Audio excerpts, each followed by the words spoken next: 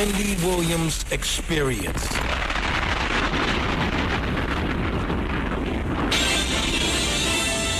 And now we're pleased to bring you our feature presentation.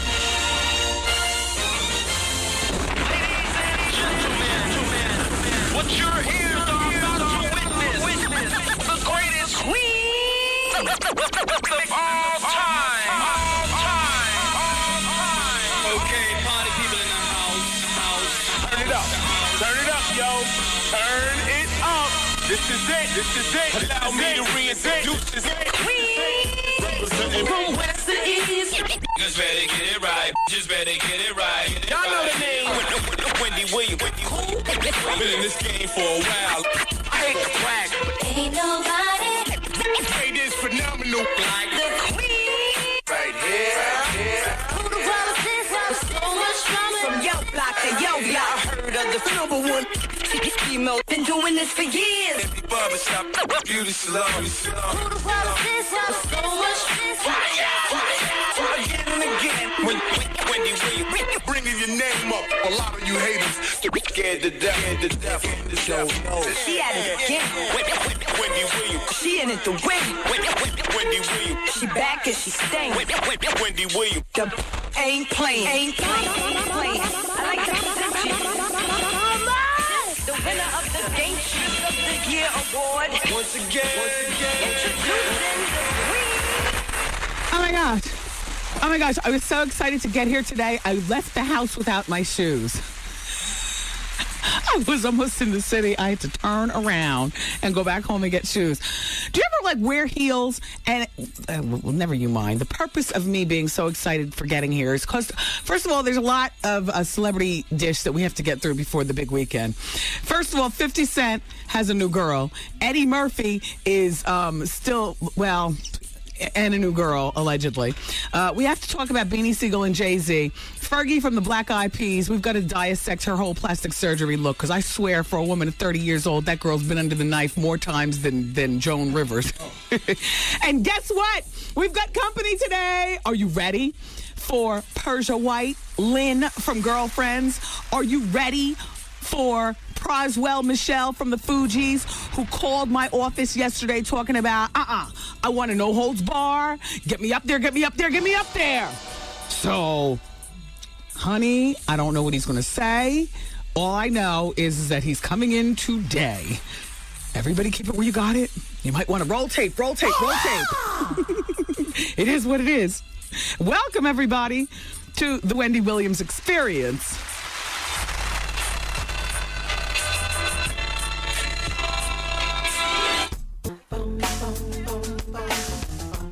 Hey, yo, check 1 2. Flavor Flav just wants everybody to know that you are listening to the Wendy Williams Experience.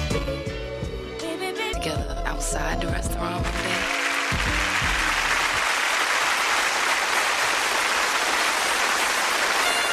day. Ladies and gentlemen, it is with great honor and distinction that I introduce to you the queen of all media, Wendy Williams.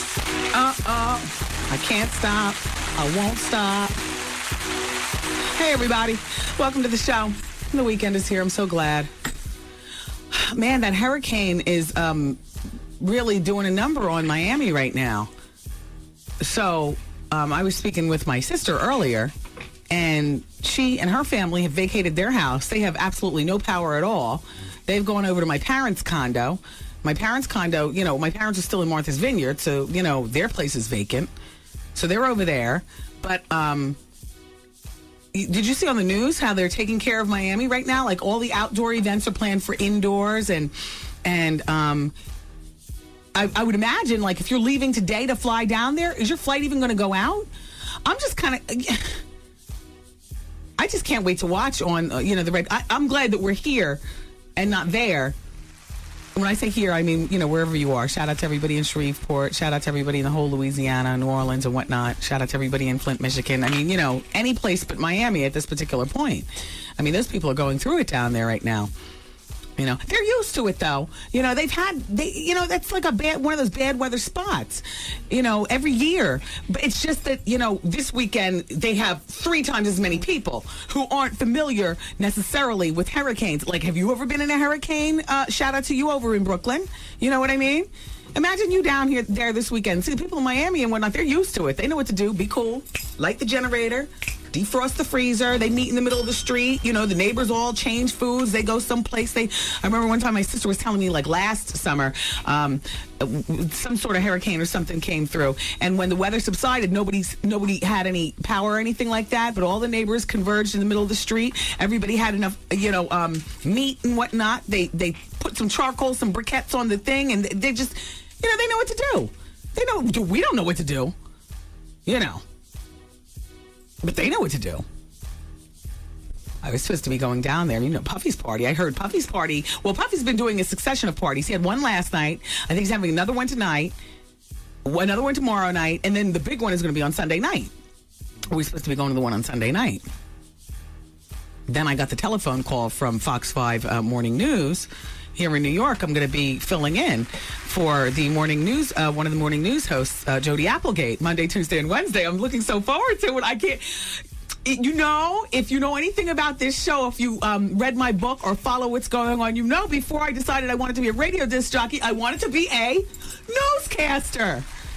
So the idea of being able to, I'm Wendy Williams, and here now the news. Shut up.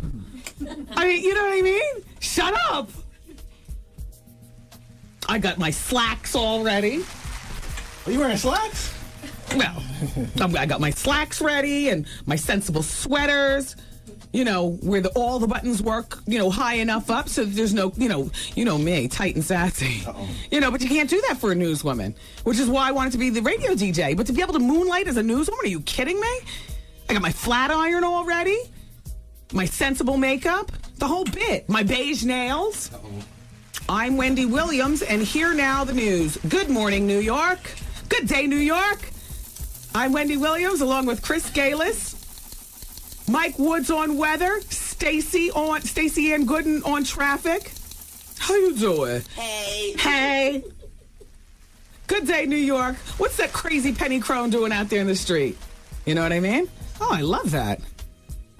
It's like a dream come true. It's like a little fantasy. Art, make sure that you roll tape. Oh, of course. On me and my St. John's knit. Oh. Or something. Yes. I just hope they don't ask me to stand up because everything from the waist down is going to be tight and out of order. Half of me will be crazy DJ lady and the other half will be, and here now the news. But they have fun. You know what? The face of newscasters has changed all around the country. It's changed. You know, it's not so stiff and so regimented. And particularly morning newscasters, that's like a ball of fun. You know, I mean, from city to city, you look at the popular news shows and you see, you know, they're having fun. They're dancing and saying good morning. They throw it to the weather guy, and he's out there, you know, hula hooping or doing something. It's like fun. All of a sudden, like when I was looking at the TV, you know, as a young person trying to decide where I want to be with my life, I saw the newscasters were straight back, and here now the news.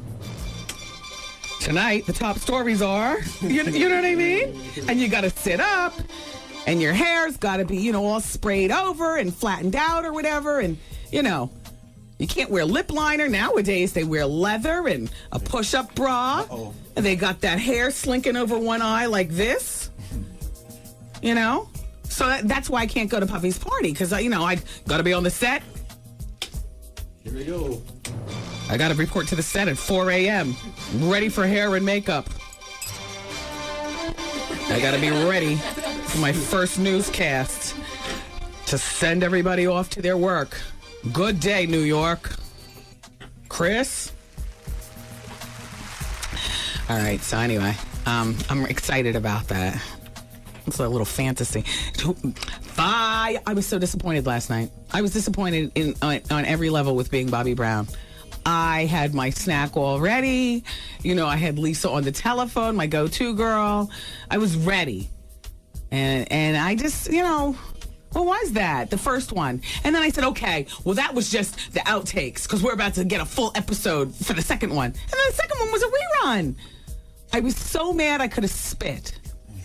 I was so mad. But shout out to Kelly Green. I'm going to give you all a website where you can get a wife beater. Kelly sent me one. It says, hell to the gnaw. Look, girls.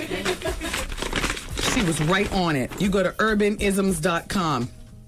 Don't forget to make one that says, how you doing, Kelly. Look.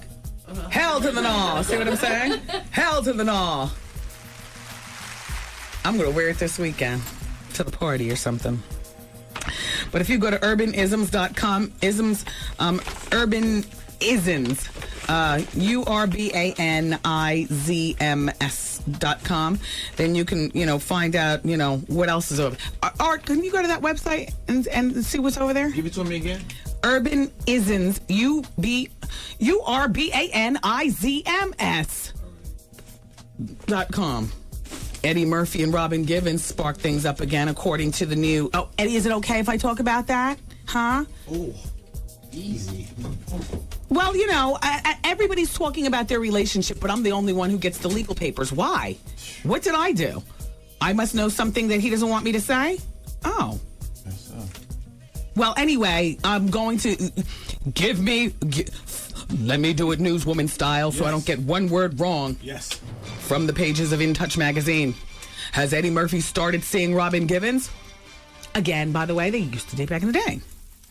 The co-stars of the 1992 Boomerang certainly seemed like more than friends when they were spotted at the Sky Flavors of Summer event at Los Angeles' Cabana Club on August 20th. Although they did not appear to show up together, the two were inseparable once they got inside. Murphy, 44, whose wife of 12 years, Nicole, filed for divorce on August 5th, citing irreconcilable differences, arrived first with two huge bodyguards. Givens, 40, showed up later with a girlfriend. But when she saw him, she excitedly ran over to his private cabana. They were very close, whispering and laughing together, says an eyewitness. They didn't take their eyes off each other again. They were canoodling in a private cabana all night and kept touching each other. They were definitely sparks. Speaking of sparks, that's the TV show that Robin was on with Miguel Nunez. I couldn't figure out yesterday, and a lot of listeners, faxed me with big bold black writing. Sparks, stupid sparks! I couldn't think of it yesterday. But yeah, well, that's perfect, Eddie. That really throws people off the trail that I'm looking at. I mean, I mean, much like Tom Cruise and Kerry Russell and Katie Holmes, that whole thing. While you all are busy over here, the real action is right here. Yes.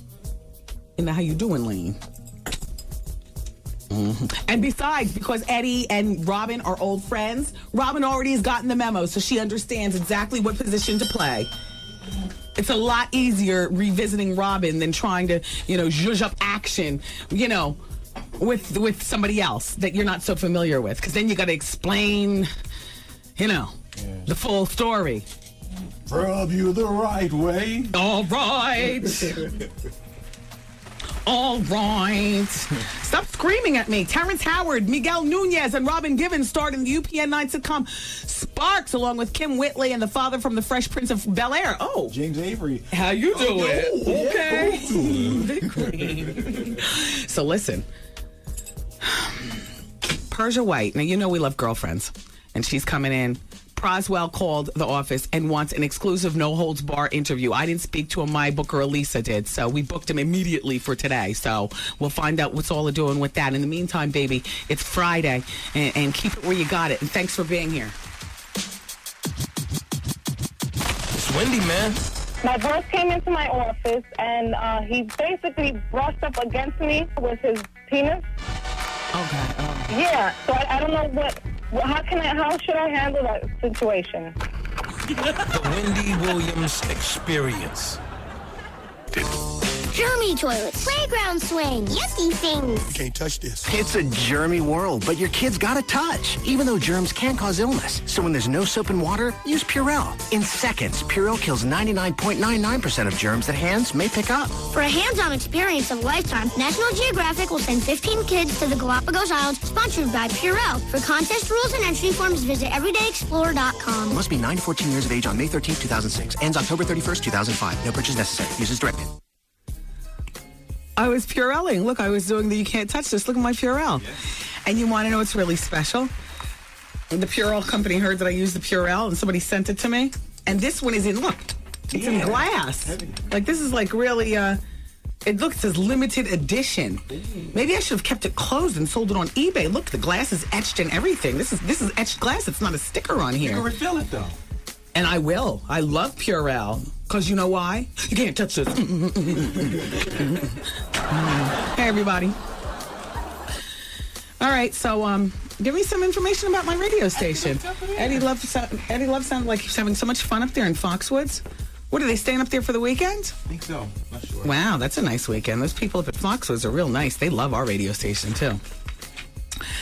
Shout out to the Bronx. Tomorrow is Saturday, and you can join the WBLS street team at the Bronx Suzuki on 4070 Boston Road at 3 p.m.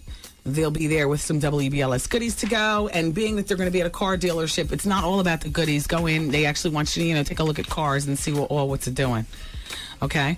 Oh, and guess what? I've got passes for a play called Friends and Lovers. It's the stage play based on E. Jerome Dickey's novel. Right, and it's the Beacon Theater, September 20th through 25th. Would you like to go see Friends and Lovers at the Beacon? All right, caller number 10 gets them now. Dial carefully at 866-GET-WENDY.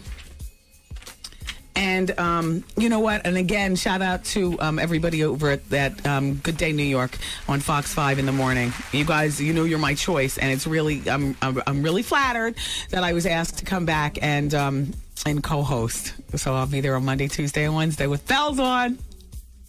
It's early. Who cares? And I'm doing the radio show because I'll be high off of being on the TV. Yeah. And then I'll come in. I'll change though. Yeah. From my slacks to my DJ clothes. There you go. I'm excited, though. That's what I wanted to do. I wanted to be a newscaster. Full circle. Yes. So now everything's come full circle. And it's really something, too, because isn't that that's my choice in the morning. Montel was on this morning. Chris was out. And now Chris will be back on Monday. And I guess I guess Jody's not going to be there. I mean, I don't know. It's like being on your favorite TV show. That's exactly it. Exactly. It's like being asked to be on your favorite TV show. Yeah. And shout out to Stacey Ann. Stacey Ann, I saw you at 8:57 when they were signing off this morning because I'm watching because I'm a fan. It's my favorite TV show in the morning. And so Jody says, and on Monday, Wendy Williams is going to be coming in. And so Stacey Ann said, yay, I love her. Thanks, Stacey Ann. And so on Monday, Tuesday, and Wednesday of next week, I'm looking forward to it. So anyway, shout out to everybody in Brownsville. Don't forget, Sunday, we've got a date at Nehemiah Park. The WBLS Jam Band's going to be there at 4 o'clock, but I'm not going with the Jam Band, so I'll be there with my people a lot earlier than that. The fun starts at 11 o'clock in the morning. Nehemiah Park, is in Brownsville, right across from Riverdale Projects, and it's the barbecue for the fallen soldiers, where we remember, people from the Ville who have passed on. Shout out to MOR Entertainment. Shout out to Question Mark Entertainment. There's going to be face painting and food and family fun for your whole family. So shout out to everybody in Brownsville, and I'll see you on Sunday from 11 a.m. to 6 p.m. is the fun at Nehemiah Park on Sunday. So that's good fun. All right. And then, of course, Sunday night, the MTV Video Music Awards, which I'm really excited about because I know that on Monday on the Fox 5 Morning Show, we're going to be talking about who did what on the red carpet. And that's my favorite part of any award show, like who's all wearing and who's showing up and all like that. So I'll be watching the award show with pen and paper. I'll be filing my report, not only on the radio show on Monday, but also on the Fox 5 Morning News. So I look forward to that. All right. Let's keep things moving. And it's 107.5 WBLS. Hi, everybody. It's me, Wendy Williams. Let's be honest with each other. Are you unhappy with your appearance? Are you looking for maybe a little nip or a little tuck? Because I want to tell you about a guy that I know that's done work on me. His name is Dr. Michael Jones. He did my earlobes. He can do you, too. Do you want to feel younger? Do you want to look younger? How would you like to put an end for once and for all to those annoying facial and body hairs, those tired bags under your eyes, or those persistent love handles? Well, it's all possible. Dr. Jones can do it. Botox, collagen injections, face and brow lifts, eyelids, your nose, breast augmentation, liposuction, tummy tucks. Those are just a few of the services available at Dr. Jones. So now, are you ready for your extreme makeover or just a little something? Call Dr. Jones for a confidential consultation at 212-223-6. Financing and payment plans are available at Dr. Jones, 212-223-6, or visit his website at jonesmd.com. Brothers and sisters, taking it back, baby. Taking it back. Taking it back. Old school short shot. Yes. The rhythm, the rebel. 2, 3, play. A little play from back in the day. And me, it's Wendy, man. Wendy Williams. The Wendy Williams Experience. Experience.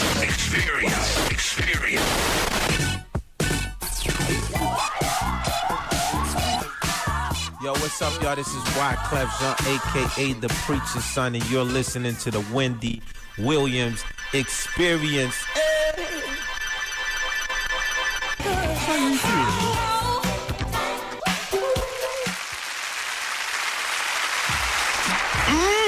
It's Friday, too. We're getting our groove on. It's the Wendy Williams Experience, everybody. Hey, how you doing? All right. So Eminem's former bodyguard, this guy named Byron, is republishing a book that I never even knew was out. It's called Shady Business Life as Eminem's Bodyguard in an Industry of Paper Gangsters. So the book is coming out next month with 30 new pages of critical material, they say, and the phone's ringing, and some never-before-seen photos. It's billed as the first ever published book on a rapper from an insider standpoint. Oh, really? And it's showing the good times, the hardships, the drug abuse, the domestic violence, the scandal, the sex, the near-death experiences, murder, oppression of the employees, and bitter betrayal. Oh, so he's a former bodyguard, which means he was writing it with a bitter pen? Oh. Elisa? Here, you know what? Kira, can you run this back and put this on Elisa's desk? You make a good guess. Let him come up here and share some of that bitter juice with us. Find out what's all going on. I don't know what's going on with Kelly Green's website, Urban Isms. Kelly Green, what's the matter with your website? Why is it that, the Hell to the Gnaw shirt is a big hit in the studio, but other people are trying to look to see what's on your website, and your website is doing nothing, including our very own Artie Life of the Party is looking on it, and so are a bunch of listeners. Well, anyway, yes, everybody. Okay, it wasn't Ted Casablanca. Yesterday I was talking about Steve Kometko. I was talking about the E! News and about how, who did I say? I said Ted Casablanca was having the affair with Greg Louganis, the Olympic swimmer. I called him. Ugh, check me, he's a diver. But it wasn't Ted Casablanca. It was Steve Kometko. Remember him? I used to like him, too. He was fiercely queenie as well, in a different kind of way than Ted Casablanca. I like Kometko, though. I like Casablanca, too. Anyway, and shout out to the Angry Diva, who says, Wendy, please stop with the nasty remarks about interracial relationships. I love my old blue-eyed white man, honey. Oh! That's what she says. Angry Diva, nobody's making any racial nasty, at least I'm not. I might be a vehicle for people who don't like it. But we're not talking about that today, so please let's not fire that up. She said, I love my... What'd she say? Old blue-eyed devil. She said, I love my old blue-eyed white man, honey. That's what she said. She calls herself Angry Diva. A mess. Thank you. Shout out to Chris. Thank you for turning us on today, Chris. Oh, boy. And shout out to everybody on the West Coast in the Bay Area. Thank you for turning us on today. Ashley Simpson's going to perform on Oprah. That manager father, I tell you, he's good. He's a hustler. He hustles, and he's focused. Unlike Matthew Knowles, who's focused, but has become very sloppy behind the scenes. How's Beyonce doing, by the way? How's she holding up? I had a dream oh, I forgot all about the dream until just now. I had a dream. This just in from my head. I just remembered it.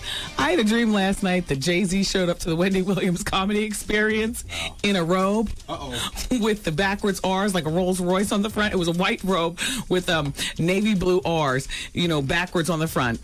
And he walked up on stage. Now, you know what his lips look like. They look like this, right? Yo, dude got on stage. Now, if you've ever been to the comedy club, you know, like, I can't see the frontal shot. If somebody were to go up there and just open up their robe, I wouldn't be able to see what was there. But he went on stage and opened up his robe. Wow. And the tip of his private looked just like his lips. Like it was looking at you like this. It was at full attention, but it was looking straight out, right? And it was looking like,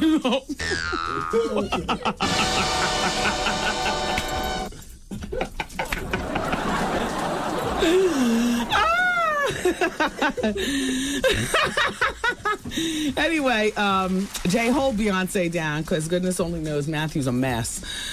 Anyway, Ashley's going to be on Oprah, and the date for the Oprah show, well, she's going to be on there, first of all, for 1 hour. And it's going to be her first interview with Oprah. It's going to be coming out at the time of her new CD. So her new CD, I Am Me, is set to be released on October 18th. Okay. I had no idea Victoria Gotti is great friends with Al, as in Al You Doing, as in Star's husband, Al. Wow. Yeah. Well, there's a picture in the In Touch magazine, and Al is sitting at the table having dinner at Victoria's house, and Star is not there. Victoria Gotti, she's got, the Growing Up Gotti show on A&E, which I love. She also has a cookbook coming out in the fall. She says she's been cooking since she was 8 years old. She's always cooking on the show, too. So she's got a cookbook coming out. She loves throwing dinner parties. And she recently had a dinner party. Patricia Fields, who, was the fab, I want to say costume designer, because her clothes aren't just clothes, they're costumes. I love them. She used to do a lot of the work on Sex and the City. Patricia Fields was at the dinner, though. And Al You Doing. And who else was there? Oh, she's good friends with Lindsay Lohan's mom, Dina. Dina Lohan was there, too. You could picture that, though. Like I said, in my head, I could see Victoria Gotti and Dina Lohan being friends together. Definitely. Definitely. Oh, I have to review with you guys regarding Beanie and Jay-Z. Let me get back to that, because I have to get a few things straightened out with that. Nikki Hilton dyed her hair back to her natural color blonde. And but her eyes are naturally blue. Paris wears blue contacts. Paris's eyes are brown. They say Paris spends hundreds of dollars a month keeping those blue contacts going. Yeah. Well, the majority of the time you see her, they're the blue contacts, but her eyes are brown. Yeah. Yeah. I got this picture of Fergie. I just like to pass it around the room. Girlfriend has had at least 25 surgical procedures from the neck up. And God only knows what she's had from the neck down. Well, I told you that before. And me, like a dummy, I zhuzhed over it, lost the paperwork, and could never come back to it because I need you all's reaction. Everybody gather around. Okay. Now. Not only has she had a bunch of stuff done, but she's had a lot of the stuff that you don't get done until you're older, like a forehead, a brow lift. Do you see all that work she's had done? Now look at this. The plastic surgeon, you got to pick up this week's Life and Style magazine. It's in here. She's had an eyebrow, forehead lift. She's had her nose job at least twice. She's had her lips injected. She's had her jaw done. She's had her, she's had her eyes done. Yeah, exactly. And she's only 30. Or so she says. How do we know? Keep it here.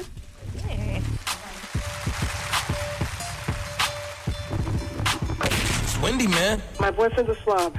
When we're in his living space, it's kind of a turn-off. And he doesn't empty the garbage, and he never cleans up his room, and there's stuff everywhere. Does he at least change the sheets so that you No. The Wendy Williams Experience. Hey, what's What's up, everybody? This is Rolanda Watts, and you're listening to the Wendy Williams Experience on 107.5 WBLS.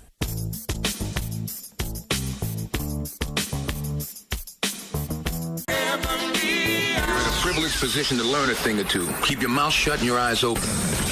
Wendy Williams. Yeah, this is Ghostface. What up, what up? Holla at your boys, Jay-Z. Hey, yo, this is Busta Rhymes. The Wendy Williams Experience. Said I got raped in jail. Picture that. Revenge is a payback. You get Wendy Williams and I'm breaking down on the neck, down your throat. Anybody ever see Wendy Williams' fat ass? I'm about to put a $20,000 hit through Jenny Craig to come find your ass and put you in a fat farm. Thug like outlaw West Side. This is Tupac, so you know who said it. Experience.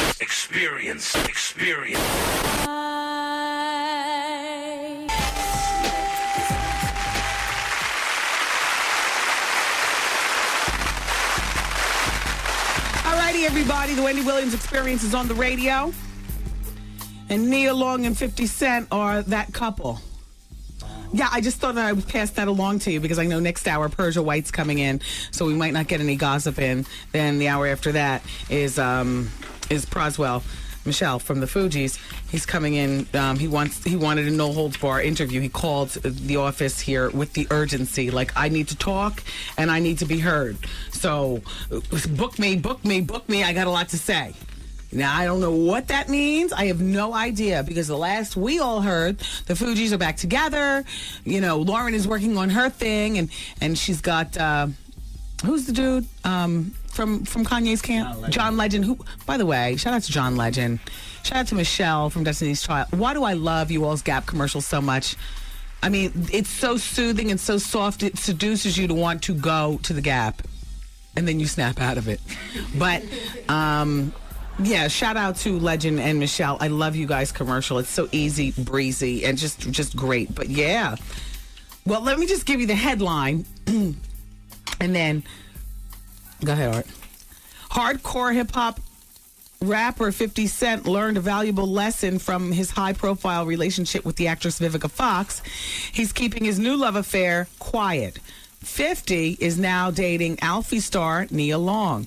They've been together for 3 months, an insider tells In Touch magazine. During an August 6th party at his Connecticut mansion, where he performed for guests including Bam Margera and Little John, Nia held court in a separate area of the house and gossiped with her girlfriends. They played it cool. Nia, who has a toddler son, wants to take things slowly and keep their relationship out of the spotlight. Well, now we've just blown up the spot. I wonder if he'll be walking the red carpet with her at the MTV Video Music Awards. I wonder if Vivica Fox has any warning flares. Or Viv still wants him back. Anyway, it's advice hour. So look, I just want to go over the people poll question. Women, this is from yesterday. Do you earn more than your mate? 82% of women said yes. And 18% of women said no. I'm like startled at the high percentage. 82% of women who answered the people poll question on the WendyWilliamsExperience.com said yes. Well, here is the new question. Should you return the engagement ring? Yes or no? Should you return the engagement ring? Yes or no? I didn't say all gifts ever given. I said the engagement ring, the thing that symbolizes intent for a supposed lifelong union. Should you return the engagement ring? So you can go to the website and answer yes or no, and we'll have those results for you on Monday. In the meantime, hello. Hi, how you doing? Good. It's advice hour. Oh, hi. This is Ariel. I just called to get some advice. Okay. First of all, I'm a 31-year-old single woman. I have an apartment, no man, no kids, and I just recently settled in court for $30,000. However, where did you get the money? I mean, for what? Well, actually, I settled out in court. It was a car accident that I had a few years ago. Mm-hmm. in which I was injured, and this is what the settlement ended up to be. Now, my family and friends, they don't know, and it seems like a lot of money to me, but I know realistically that it's not. Right. And my intentions were to get my credit in order and make it so that I'm never broke again, because I've been struggling to keep my head above water. Now, am I selfish for not, I feel obligated that I need to, give my friends and family something? I wouldn't tell anybody about the settlement, and I wouldn't give anybody a dime. Your first order and obligation is to you. There's nothing selfish about that. And friends, excuse me, how old are you? 31. God, come on now. Friends are the last thing that you're thinking about. Maybe a little family, but if I were you, I wouldn't tell anybody anything, and I'd get my life in order, and if there's any money left over after you've paid off your bills, you put it in your savings. Don't tell anybody anything. Don't buy your friend a Gucci bag, because then she's going to be like, where'd you get the money? Oh, definitely not. I mean, I was thinking maybe, drinks or dinner, No. But nothing crazy. No. Not drinks or dinner unless it's going to be over at the TGI Friday or over at the Red Lobster. Oh, yeah. Mm-hmm. Some place where the food is, kind of rubbery and still good, and it's nothing over the top. Right. And not only that, but I would have everybody pay for their own. Why should you pay for everybody? $30,000 is good money, but it's not a lot. Good for you that you got that money, but that's not going to keep you from being broke for the rest of your life. And it's a blessing that you got the money. I'm sorry to hear about your car accident, but I wouldn't share that, not a dime, with anyone. Not a dime. Okay. Look, you're a single woman out here. That's right. Who's going to take care of you when you're 61? That's right. Hello. I was just going to invest it and stuff like that. You do you. Thank you very much. You're welcome. Have a good weekend. Okay, you too. Bye. I think she just needed somebody to co-sign on what she was going to do to begin with, which wasn't share with anybody. So that's what I'm here for. I'll help you. All right, here we go. Dear Wendy, I think I might be pregnant. If I am, it'll be a 2-week pregnancy. My live-in boyfriend and I have been weighing our options. He's 24 and I'm 25, and we've been together for 3.5 years. He wants me to have an abortion, and I can't emotionally do it again. I was 17 when I got pregnant before, and I was scared, and my boyfriend at the time left me, so I got the abortion. Now this situation is completely different in my eyes. I'm no longer a teenager. I have a career as a kindergarten teacher, and I just began graduate school classes this summer to get my master's degree in education. I'm attending the best school for teachers here in the city, and I will be teaching at a new school in September. He hasn't graduated from college and has about 1.5 years to go. He has a good job and actually gets paid more than me. Love and our families aren't an issue, Wendy. I think his parents will be supportive, and so will mine. But you never know. Wendy, level with me. How hard will it be to have a child given our situation? We live in a small studio apartment in Manhattan. The rent is high, as you can expect. But people have babies all the time in more dire situations than us. What can I expect if I keep the baby? I'm going to have to quit school, work, etc. She doesn't ask me. She's telling me that she's going to have to quit school and work. And he will have to work 2 jobs. Well, D, why would you have to quit work? Do you have anybody who can take care of the baby while you're at work? Or possibly he can get a second job anyway and you can pay for child care? You might have to hold off on your master's for a moment, but, why will you have to quit? I mean, I'm with you. I think, you've already had 1 abortion. You're a grown woman now with a career. I say go through with having the baby. And I'm pro-choice. But in this case, I say you need to go through and have the baby. And if he decides to flee the situation, just keep in mind that it'll be just you and the baby. Because like you said, you never know how people are going to react. But it's your body and it's your choice. I mean, he has a piece of a choice in it, but it's your body and it's your choice. You're the one who had the abortion in the past. So, and it's your body and it's your choice. And you work with kindergarten kids, so you know some of how difficult it is, but how joyful it is too. I mean, what to expect? Tough times, lots of fights with him. The 3 of you trapped up in that studio apartment. Him not wanting to have the baby from jump. The baby crying all night or part of the night or whatever. You having to go over to the baby's corner of the apartment. I mean, it's gonna be tough. But I wouldn't advise you to have an abortion. You had an abortion. What if for some reason you have this abortion and then you can never get pregnant again? No. Damn. Have the baby, D. Since you asked me. And you asked me also what to expect. A lot of fighting, and perhaps a man who will flee the scene since he's telling you he doesn't want the baby to begin with. Yeah, it's going to be all on you. Even when the men stick around, somehow, ladies, doesn't it end up being all on us anyway? Married, single, whatever. The grass is not greener. It's all on us no matter. Trust. Dear Wendy, I got this dilemma. I've been dating this guy for about a month. And I know there's something special there. We've been hanging pretty tight. We hang with each other every day, all day. He's someone that I could see myself spending the rest of my life with. I know you probably are like, oh, what the hell? It's only been a month. And if that's what you're wondering, I couldn't give you the answer, except I really like him. He makes me happy, which no man has ever done. Now, here's the kicker. Yesterday, I received a telephone call from him. He sounded really sad. I asked him what was wrong, and he said, the girl he used to mess with 2 months ago told him that she's pregnant. No. And my heart dropped to the ground. I then asked him how he felt and if he knew she was really pregnant, and he said that he went with her earlier that day to a doctor's appointment because he wanted to make sure before he told me. I give him much love for telling me because I know he didn't have to, and it would have been worse if I had heard it in the streets. I also told him to make sure it's his, and he said he knows for a fact it is. He then told me that he does not want the baby by her because she has given him so many problems. He told me that he does not care for her, blah, blah, blah, blah, blah. Wendy, this is where I'm stuck. Yeah, he says he wants to be with me and only me. And I'm not upset at her being pregnant because she came before me.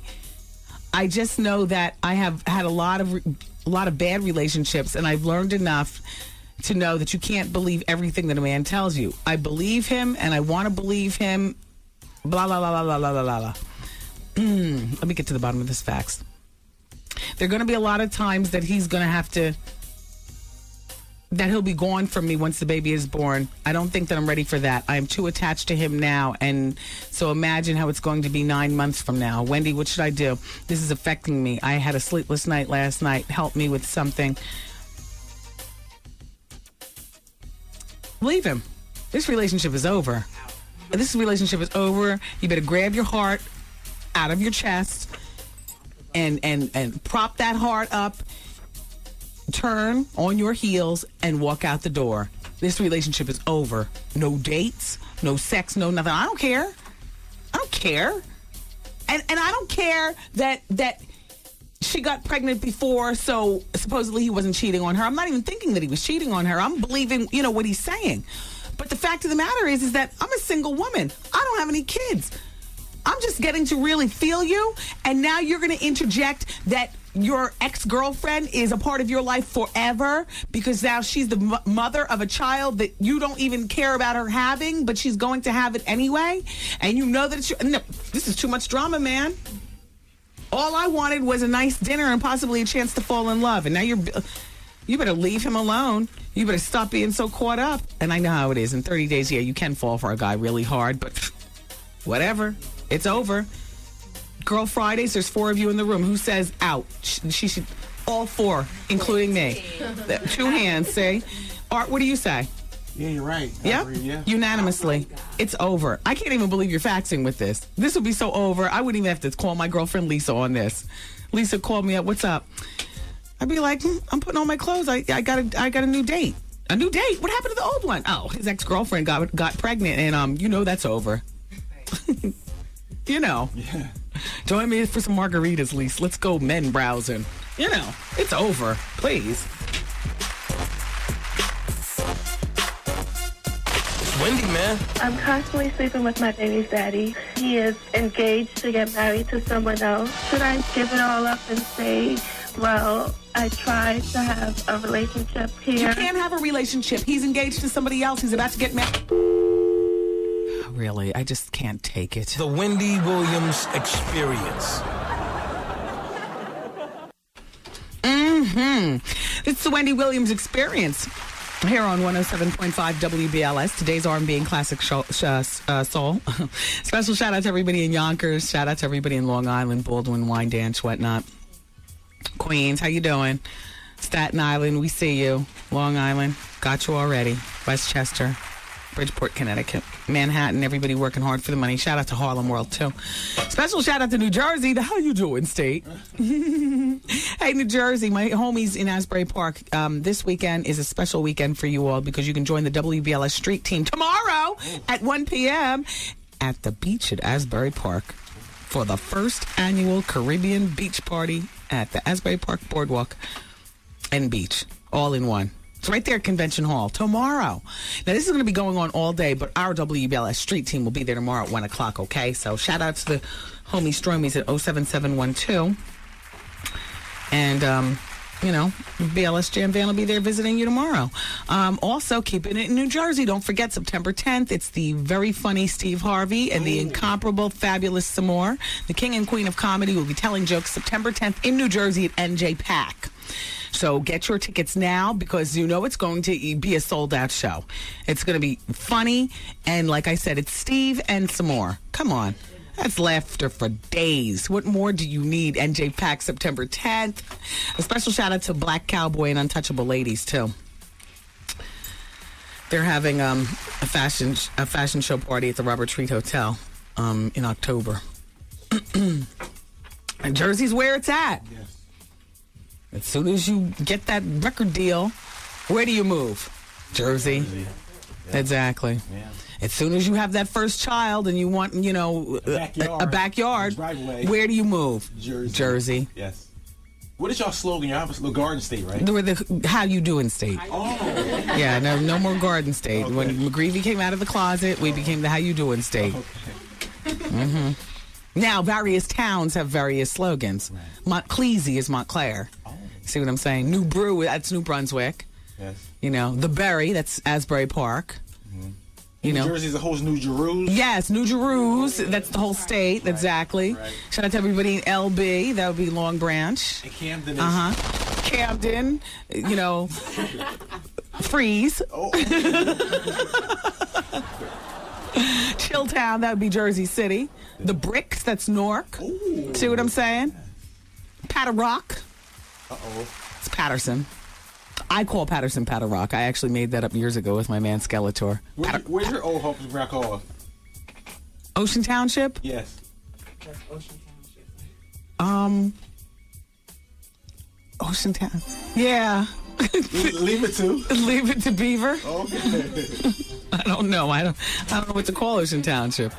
The home of Wendy Williams. Oh, that's what it says. Welcome to Ocean Township, the home of Wendy Williams, the birthplace of... because when I was born in Asbury Park. Oh. See? First house I ever lived in was at 821 Central Avenue. Oh. Mm-hmm. Nice. My mom was a teacher at the Bradley School and the Bangs Avenue School. My dad used to teach at Asbury Park High School way back in the day. I think that was before I was born. You know what I mean? Chief of police used to come over our house all the time. My parents would be going at it late at night. No, I'm just playing. He was a friend of the family. Joe Reed. Rest in peace. And, so Asbury Park. Anyway, look, let's continue on, please. It's Advice Hour. There's some people waiting on the phone. People got problems. Well, doesn't everybody? I see a shrink for mine, but you all seem to sometimes call me if you got a little snafu. So I appreciate that. And what do you write the advice your shrink gives you to give to other people? Sometimes I do ask. Sometimes, it's funny you should say that because I have my go-to people. Oh. Sometimes if I'm really stumped on something and I happen to have it, I'll either call my mother from an older woman's perspective, or I might, ask my husband something. But mostly I go to my shrink, and if I've solved my little dilemma for the moment, we got a 1-hour session, there's maybe 10 minutes left, I'll pull out a stack of faxes. Yeah. I'll be like, help me to help other people.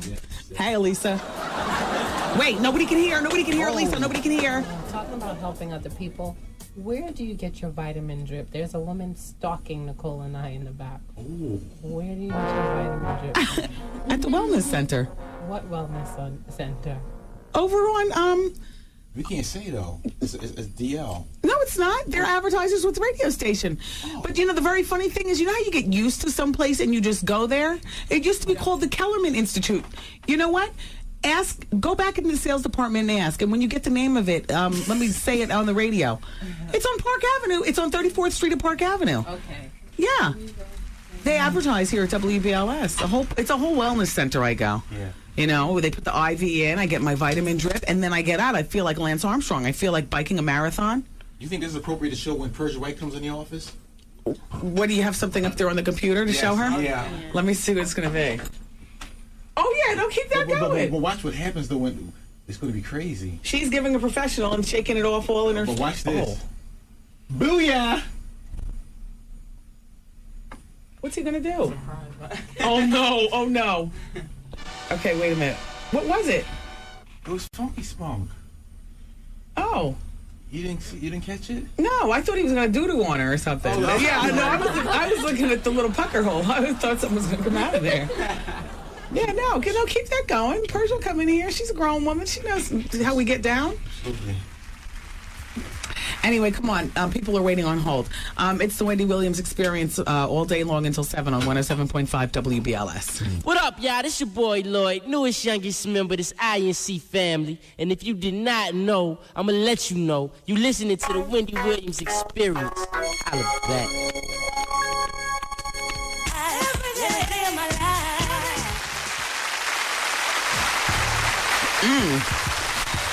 Alrighty, everybody, it's Vice Hour on the Wendy Williams Experience. Persia White, who plays Lynn from our show Girlfriends, will be coming in next hour for the Hour of Truth, and she's never... As a matter of fact, have any of the girlfriends ever visited the show before? I can't even think.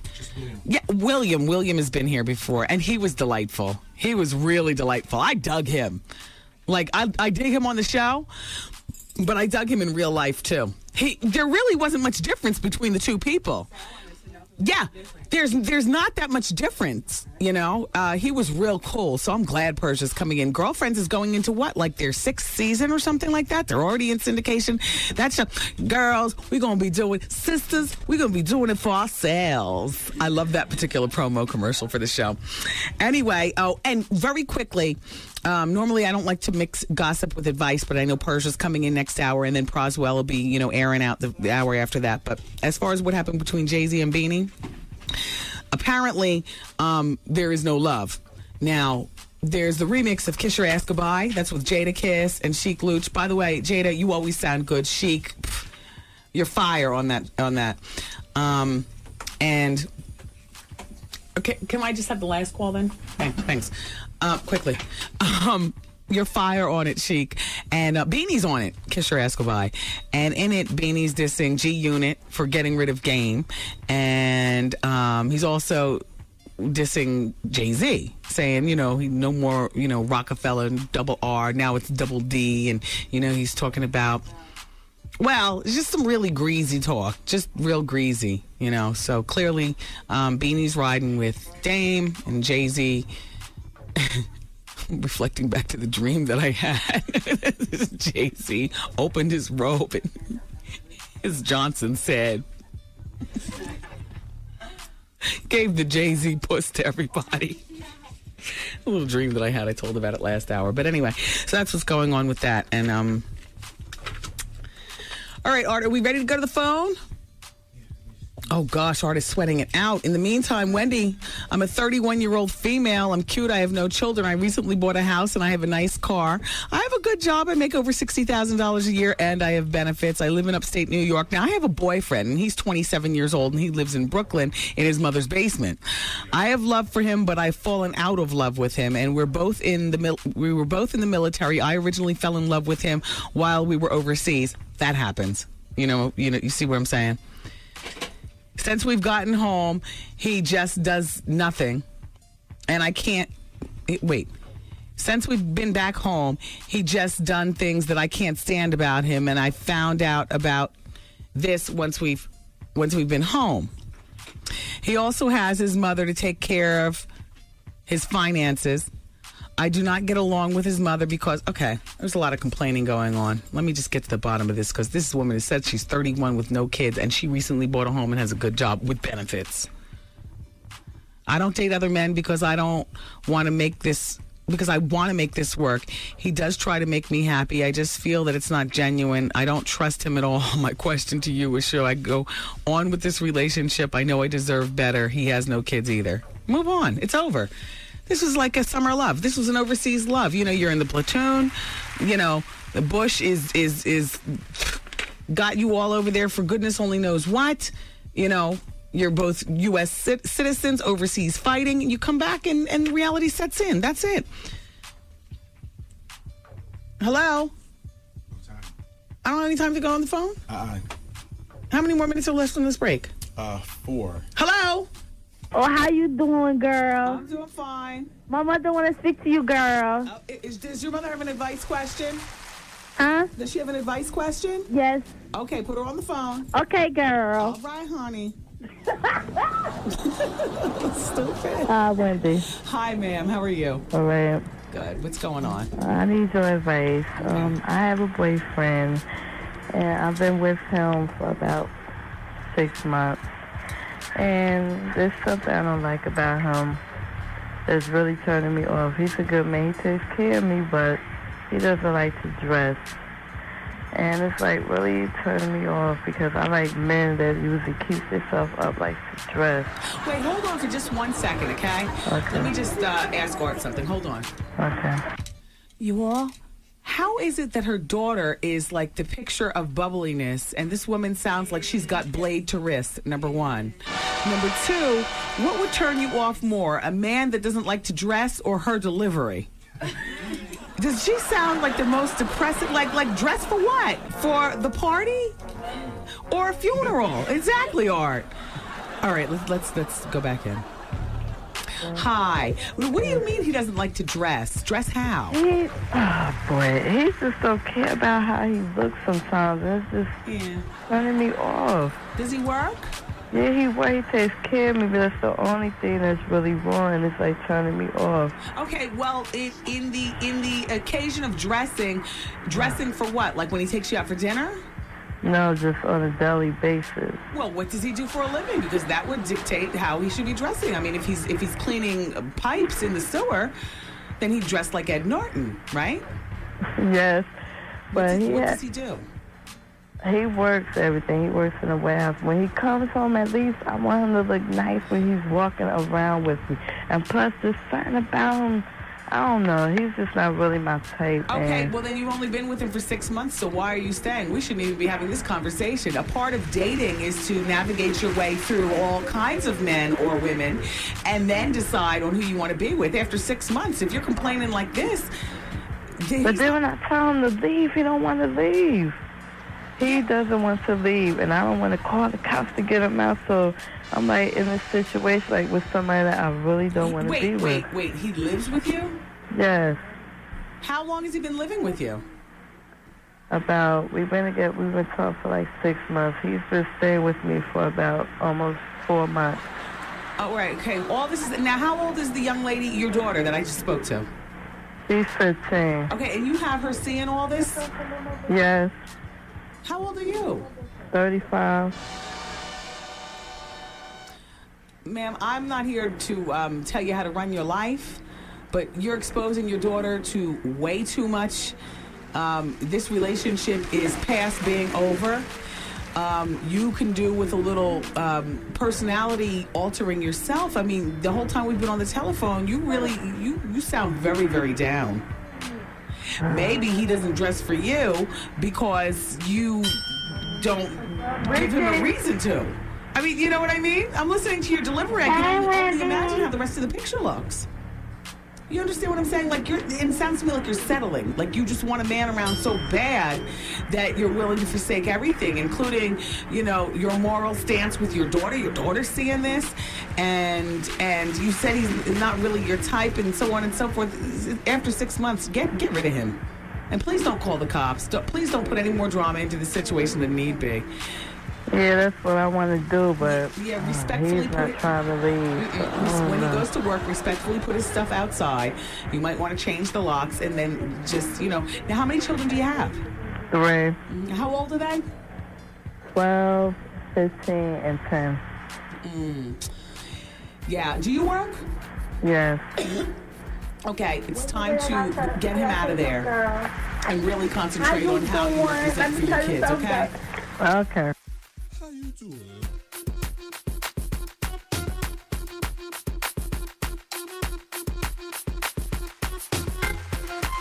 Wendy, man. She says, I know that Tyrone doesn't care about me. She says, he looks at me like I'm just a piece of, and I look at him like he's just some. The Wendy Williams Experience. Hi. Yes, that's right. This is Rick James, bitch. And you're listening to the... This is Chad L. Coleman, a.k.a. Cuddy from The Wire. How you doing? This is John Stark. How you doing? This is Jack A. Harry. How you doing? Yo, what up? This is Keenan Thompson. How you doing? Hey, yo, check this out. This is Flavor Flav, and I want to know how you doing. The Wendy Williams Experience.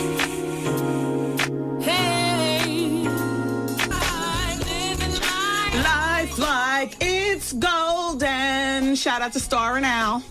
That song always reminds me of you all, thanks to that damn red carpet and Star using that song. All right, you all. I just have to tell you, the Persia White is about to come in for the Hour of Truth. She's already in the pink room. She has a band, and the band is called XEO3. They're currently working on their first album, Art Hit the Button. So, I just want you to get a feel for Persia White's band's music. The band is XEO3. Persia White plays Lynn on Girlfriends. They're in the studio now. Don't be afraid. Don't be scared. But this is it. It's Persia White and her band, XEO3. Is Persia on lead vocals? Yes. Oh my gosh, she's on lead vocals too. Oh boy, here we go. Give me my blade and my gun. Wow.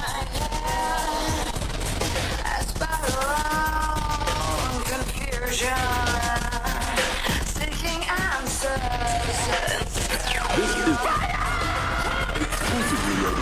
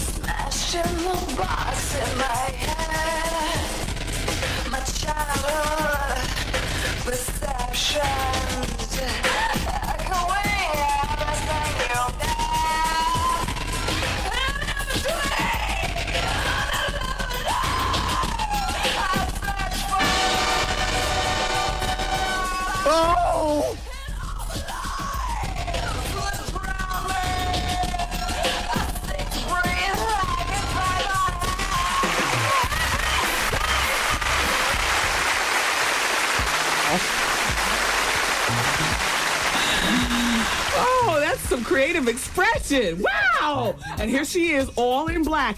Hey, you're just how I pictured you in person. Hi, Persia. No, please sit down. I want to grab on you and hug you. You do? Yeah, I did. I was going to give you a hug. Okay. How you doing? Oh. Hey. Wow, you are. Yeah, come on. Okay. You have more hips than I thought that you did in person from TV. Look at you. I have some hip. I have some ass. Am I allowed to say that? Is this a PG? Don't say. Well, that's a mule. Yeah, well, you know. Now listen, okay. It's your legs. Okay, let me just say that Persia's hair is not even number 2, which is like near black. That is black, right? Yeah, I recently dyed it black. yesterday. Yesterday, okay. And your black. Yeah, it's black, and your eyebrows are black. Your eye makeup is red. Maybe a little fuchsia. And you've got your black beads on, which are that is the flavor of the month. The black, and she's wearing a black dress. Yeah. And she's wearing black boots that go up over her knees. They have lace bonded style. And your skin is pale against all this black, and you look really goth. Wait, let me see this. Oh my gosh, the tattoos are crazy. Yo, she's got a big tattoo up her. You know what Faith has around her waist? Faith has like that around her waist. Yeah, I have one around my waist too. I didn't know she had one around her waist. Yeah. Wow. All right, so you just came from a photo shoot. I just got the word. Now you don't have any foundation or anything on though. No, I took that part off. They didn't put much. They're pretty cool. It was kind of one of those raw, edgy, Where were you shooting for Goth Magazine? No, it's actually called Inked. It's this new fashion, cutting edge, so good magazine. That is, everyone in it has tattoos. Yeah. But it's more of a really high end, like I said, very gritty, very, very New York. You know? So now where are you from? Actually, originally, I'm California. No, I'm not from California. No, I live there, but my family's all East Coast, Pennsylvania and Jersey. Oh, wow. But when I was 2 months old, I moved to the Bahamas, and I grew up there till I was 8. Are your parents like hippie type parents? My mom, yeah, she was like a total. Actually, she was like, my father and mother, they were Black Panthers, 60s revolutionary, protesting. Yeah, they were pretty radical. Both of your parents are black? No, my mom is Irish. I know. What the hell are they doing in the Black Panthers? Yeah, I don't know. According to my mom, actually, it was more. There were white people involved in the Black Panthers. She's one of the blackest people I know. She doesn't really like white people too much. She's one of those people that I know she's white, and it was really funny all my life growing up. She preached anti-white sentiment. I'm like, Mom, I hear you, but I'm looking at you. I can't help but notice. Now, on the show, I always thought that was a band that you wore on your arm, but that's actually a tattoo. No, that's a tattoo. Now, was there a boyfriend's name on it, and then you had to I just wanted black. No, I just wanted black. I didn't want it to be anything. I wanted to do it because there was a change in my life. I wanted to be strong. I wanted to just symbolize that change. And what was the change? What was the turning point? Well, there was a couple of turning points, and one of them was just I'm very, I don't do any drugs. It's one of the strong things in my life. And I've had a lot of people and family and friends I've lost because of drugs. And it was, I'll never go back. It's like a really strong commitment to that lifestyle. Yeah. And I don't know if you know, I'm a vegan and I'm a bit of an activist. So I'm not surprised. I'm really, really want to help. I want to eventually help kids and help those that I can that went through what I went through to somehow find their way out. What was your drug of choice? Me? Yeah. Because you said what you went through. Family, not just me. It was my whole family. I was from a family that, you know, was selling drugs when I was 8. It was just weed, and they were just into marijuana. They were the hippie, like I said, the hippie types. But myself, I don't know. I don't want to be a bad influence. I don't want to talk. But you're over it, so therefore you are a source of strength. I dabbled in a lot of things. I never did anything like too. All right, weed, I never did heroin, coke. I did do which I hated. Yeah, mescaline. No. Whippets. Yeah. Mushrooms. No. Yeah. Pills. No, never too much of a pill. Did you ever smoke Gorilla? That's the weed dipped in. That's James Brown used to like. What is it dipped in? It's dipped in the embalming fluid. They also call it Love Boat. No. Yeah. No, but I did have weed that was dipped in something. I don't know what it was. Yeah. I think that was one of the last times I ever smoked weed too. It was like I was driving home and it hit me. I was like, "What?" You know, people at a party. You never know. So who are all right? So let's talk. Persia White is here. Everybody. She plays Lynn from Girlfriends. It doesn't seem, at least to me, that the person that I'm sitting with is too far off the person on the show. You know, that's partially my fault because I wanted stuff about me in the character. Like I would say, can I be a vegetarian? And they said, yeah. And then they said, okay, well, they took it to the level, the next level of making a vegan.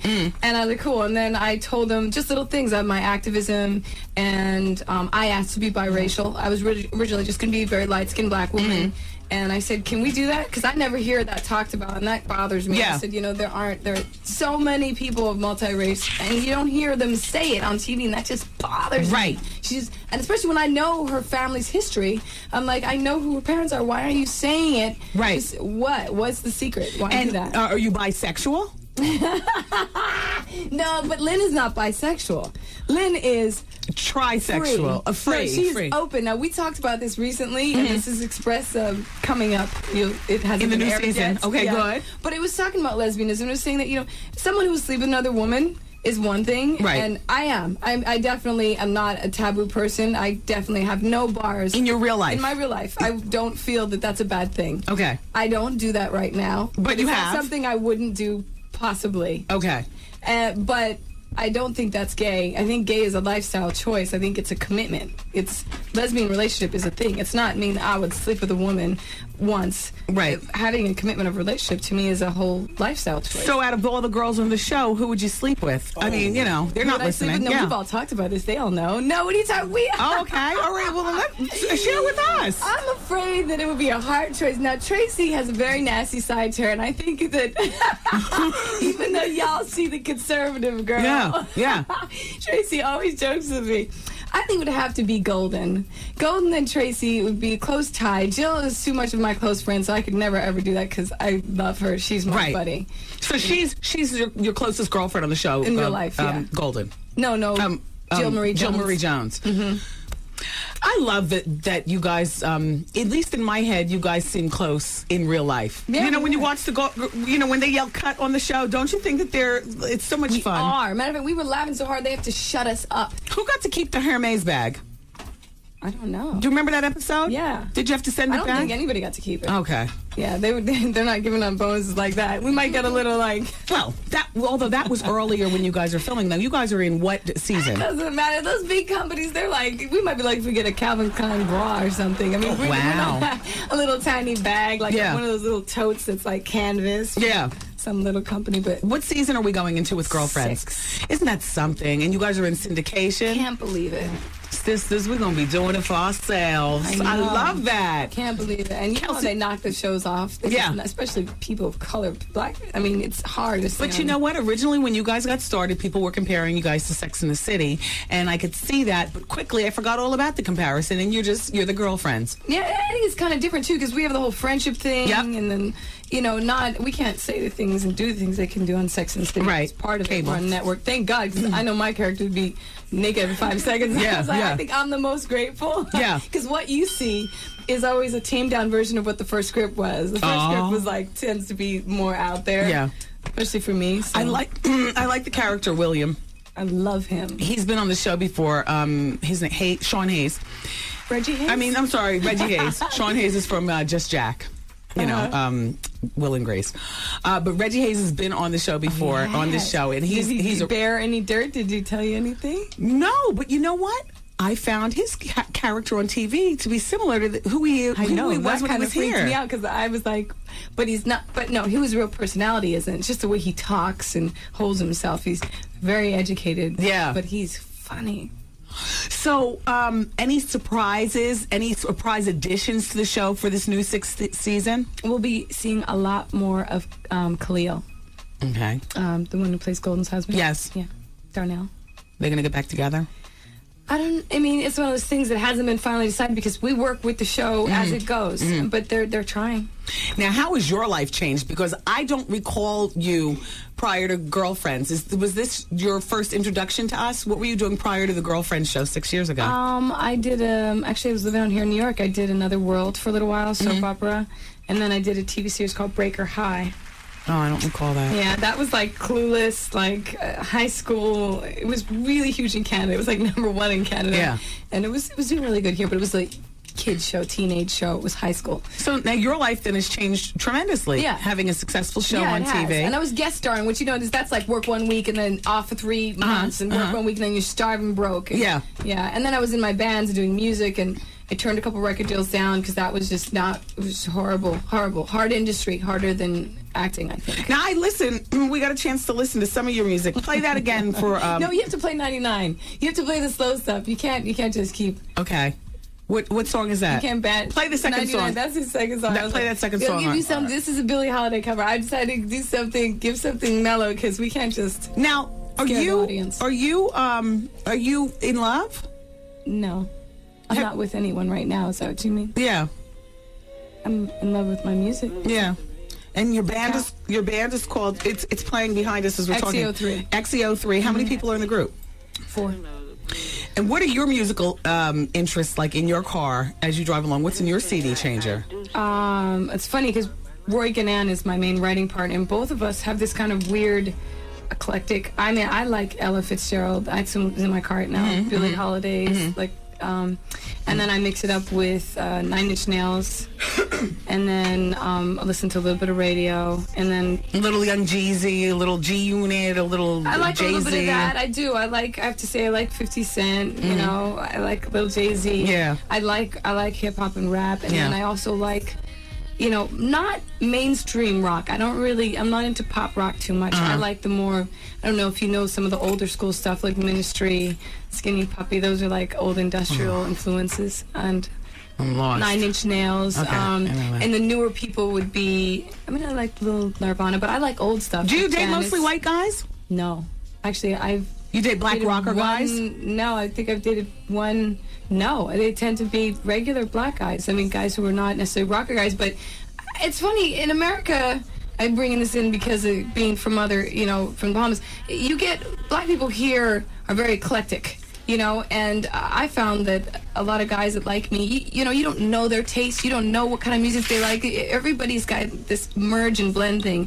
Guys who are attracted to freaks tend to like me. Yeah. I'm a little less freaky in real life than my character. I'm not into bondage and stuff. Yeah. So that's always a problem sometimes. They'll think I'm like hardcore. Like, I see and you. then I'm like, ouch, no. Yeah. You know, it's gentle. Confusing you with Lynn from the show. Yeah, none of the one of those. I see you with a guy like Pharrell Williams. Nice. Have you ever seen him? Have you ever give him a call and let him know that? Well, I got to tell you something, because he loves the rock, but he also loves the hip hop. He's a skateboardy type dude, but he's also. No, I met him once. In a studio recently. He was working on some stuff for Q-Tip. Wow. Yeah. Did you meet Q-Tip also? Because I can see you with Q-Tip He's too. a good friend of mine. Actually, he was going to, I don't know, he might collaborate still and do something for the show. That was one of those things in the air for a while. And but then we ended up working also with Tricky. We've been bringing music people on, so it's. We have 10 seconds on this break. You're going to come back in and talk with us? Yeah. Okay, good. All right, good. It's Persia White is in the studio. Girlfriend's going into its 6th season. Keep it here, everybody.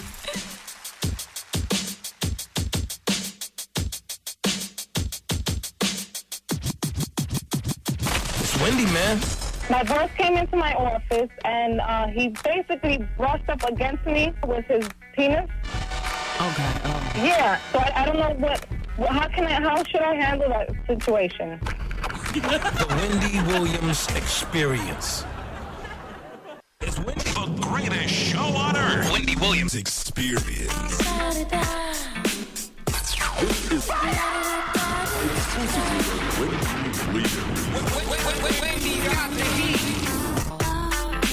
Nothing like a Saturday night.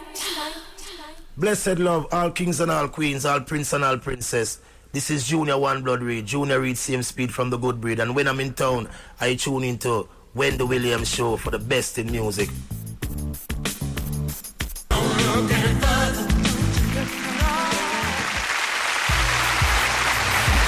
I'm reading here about Keanu Reeves in a hot and heavy relationship with Diane Keaton. How old is she now? Oh, she's 59. Oh, she's good. Oh, yeah, but old enough to, well, you know. Understand Keanu's ways. We were just saying he was embroiled in a serious love relationship and about to get married to another woman, but apparently he broke up with her. And being Bobby Brown sucked last night. I'm not giving up on the series, but it wasn't what it was. Hey, Persia, come on in here. Do you watch Being Bobby Brown? No. You don't seem like the type that would even have a TV. Yeah, that's true. I don't watch TV really. No. Yeah. I don't have cable, and see where I live, if you don't have cable, you can't see anything. Yeah. And I got cable, like a digital thing, and it doesn't come in clear, so it's really hard. I have to watch my own show on tape, like videotapes. Yeah. Do you live by yourself? Actually, right now I'm in transition moving. Do you have a communal thing going on? But are you by yourself? I'm by myself. Oh, okay. I had people who want to move in with me all the time. Yeah. So I'm like, I'm in transition. Like a real I'm hippie not chick. letting anybody move in. Yeah. I can't. So look, how do you live? Do you live in a big house? Do you live in a small condo? And do you drive a hybrid car? I wish I had a hybrid car. I was on a waiting list for a hybrid car. I know her. I want you to know, I do. This is how bad I am. I'm going to admit it. I recently sold my Escalade. I had an Escalade, and I have like a 64 Cadillac, and now I got a Cadillac car. But I was one waiting for like 6 months for a hybrid car. I want to get rid of the car I have for a hybrid car. Yeah. Yeah. And how do you live? Solar panels heat your... My old house was 100% solar panel. I'm on the waiting list for solar. Wait, but I'm not really hippie. Yes, you are. I won't admit it. No, because hippie reminds me of like sage and incense and beads. That's you. No, you I'm got like the beads on. Metal. And, no, this is like no, it's not that. Okay. No, I don't. It's not really hippie, but I guess, it is the original 60s, like kind of a new world philosophy. Riding my train. I don't even know that music. I want cocaine. But you got Jerry Garcia. add a little anger and a little like industrial. And I'm a confusing kind of person. Yeah, I'm eclectic. I definitely don't have one way. What's your longest romantic relationship? Longest? Yeah. Wow. Well, I think the longest was a couple years. The person who I went to high school, I married. Yeah. And you have a daughter. Yeah, and I got divorced very young. So that was my longest. How long did the marriage last? Probably 2 years, but we were together for a total of about 5. And how old's your daughter? I don't like to talk about her because she's my baby precious little me. All right. But I think we saw her. One of the girls said that we saw her. Did we see the daughter? She likes doing the red carpet with me sometimes, so I do take her out, and I let her, I don't want to totally hide her, but I got it. Yeah, I just like to keep her because she's my little... That's your world. Yeah. That's your little jewel. When everything else goes crazy, that's it. Well, congratulations, because Persia White's show, Girlfriends, is nominated for 6 BET Comedy Awards, including Outstanding Comedy Series, Outstanding Lead Actor in a Series is Reggie Hayes, Outstanding Lead Actress, Tracy Ellis Ross. Khalil got Outstanding Supporting. So, excuse me, I wish you all well. You don't seem like the kind of set where... feathers get ruffled like on Desperate Housewives when somebody wins something. Hell no. And Reggie won NAACP Awards recently. That was just, I was so happy. I screamed. I was like, oh my God. I was doing a different charity event that night, so I didn't get to go. Something for Earth? Well, it was for animals, actually. It was the Genesis Awards. We know her. No, Earth is a new thing I'm putting together. It's a nonprofit event that is Earth, and it's environment and humanities merging together through the arts. And PersiaWhiteEarth.com. Okay. Let me plug myself. Go ahead, Persia. That's what you're here for. PersiaWhiteEarth.com. I want people to get involved. I'm going to do it right now. It's going to be in January 2006, but celebrity support, and we'll have music, DJs, my band. We want to do this more than once, kind of create an environment of dancing and community where, it also supports making the world a better place. Yes. So I guess you're right. I'm a little bit. Yes. How many animals do you have? Only 3. Oh. Is that only? I got 2 cats. And I don't know about the cats are even like animals. They're just like, they take care of themselves. They're like, don't touch me. And then I have a little dog who's a rescue I picked up like 2 years ago. I didn't think that you would be the type to go and buy a Shishi dog. I figured you'd rescue She's a dog. Chihuahua, though. But you rescued her. Yeah, she looks like a little fruit bat. She's kind of scary looking. How often does Kelsey Grammer come around and talk to you black chicks? I wish he I heard background noise. I don't know how often. He doesn't come around that often. He's busy doing his own. Now our show's kind of on its own. Yeah. He came around more in the beginning. So we don't get to see him. Well, that's good, though. Then he's entrusting, his girls. Yeah, and he lets the creator do her thing. So is Jill Marie Jones pregnant in real life? Because you said that's your favorite friend from the show. She is. I love her. No, she's not pregnant. No. Oh, you wish she was. No, I mean, it's one of those things. None of us are married and pregnant, and all of us, like, people, we go, God, look at that. Our characters get more action than we get, Well, yeah. Well, you said you're not in love. You don't have a boyfriend right now. When's the last time you had sex? Oh. I didn't say I was in love or had a boyfriend. That doesn't mean I haven't had sex. Yeah, exactly. I'm asking you. Exactly. He's a loosey-goosey. It was a little while ago. Free love. It was a little while ago. No, not loosey-goosey. No, I don't mean you sleep around town, but I just mean... I'm so monogamous, though, when I'm involved with somebody. So when's the last time? A little while to me is 2 months ago. A month and a half. A month and a half ago? Yeah. It's really good. You ready?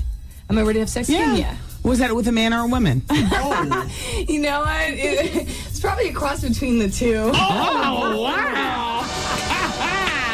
A woman with a strap on, honey. Oh, no. He's got, you know, kind of a feminine side to him, so I think it's kind of a, you know, just definitely.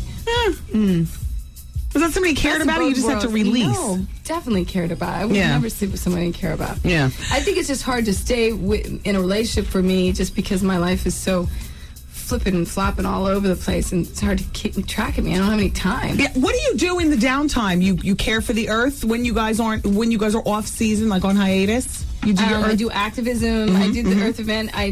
Right now I'm going to Boston tomorrow to deal with Farm Sanctuary. We deal with factory farming laws. We got it off the Senate floor, and it's moved to its next phase. And it's to get rid of illegalized veal crates, gestation crates, and foie gras.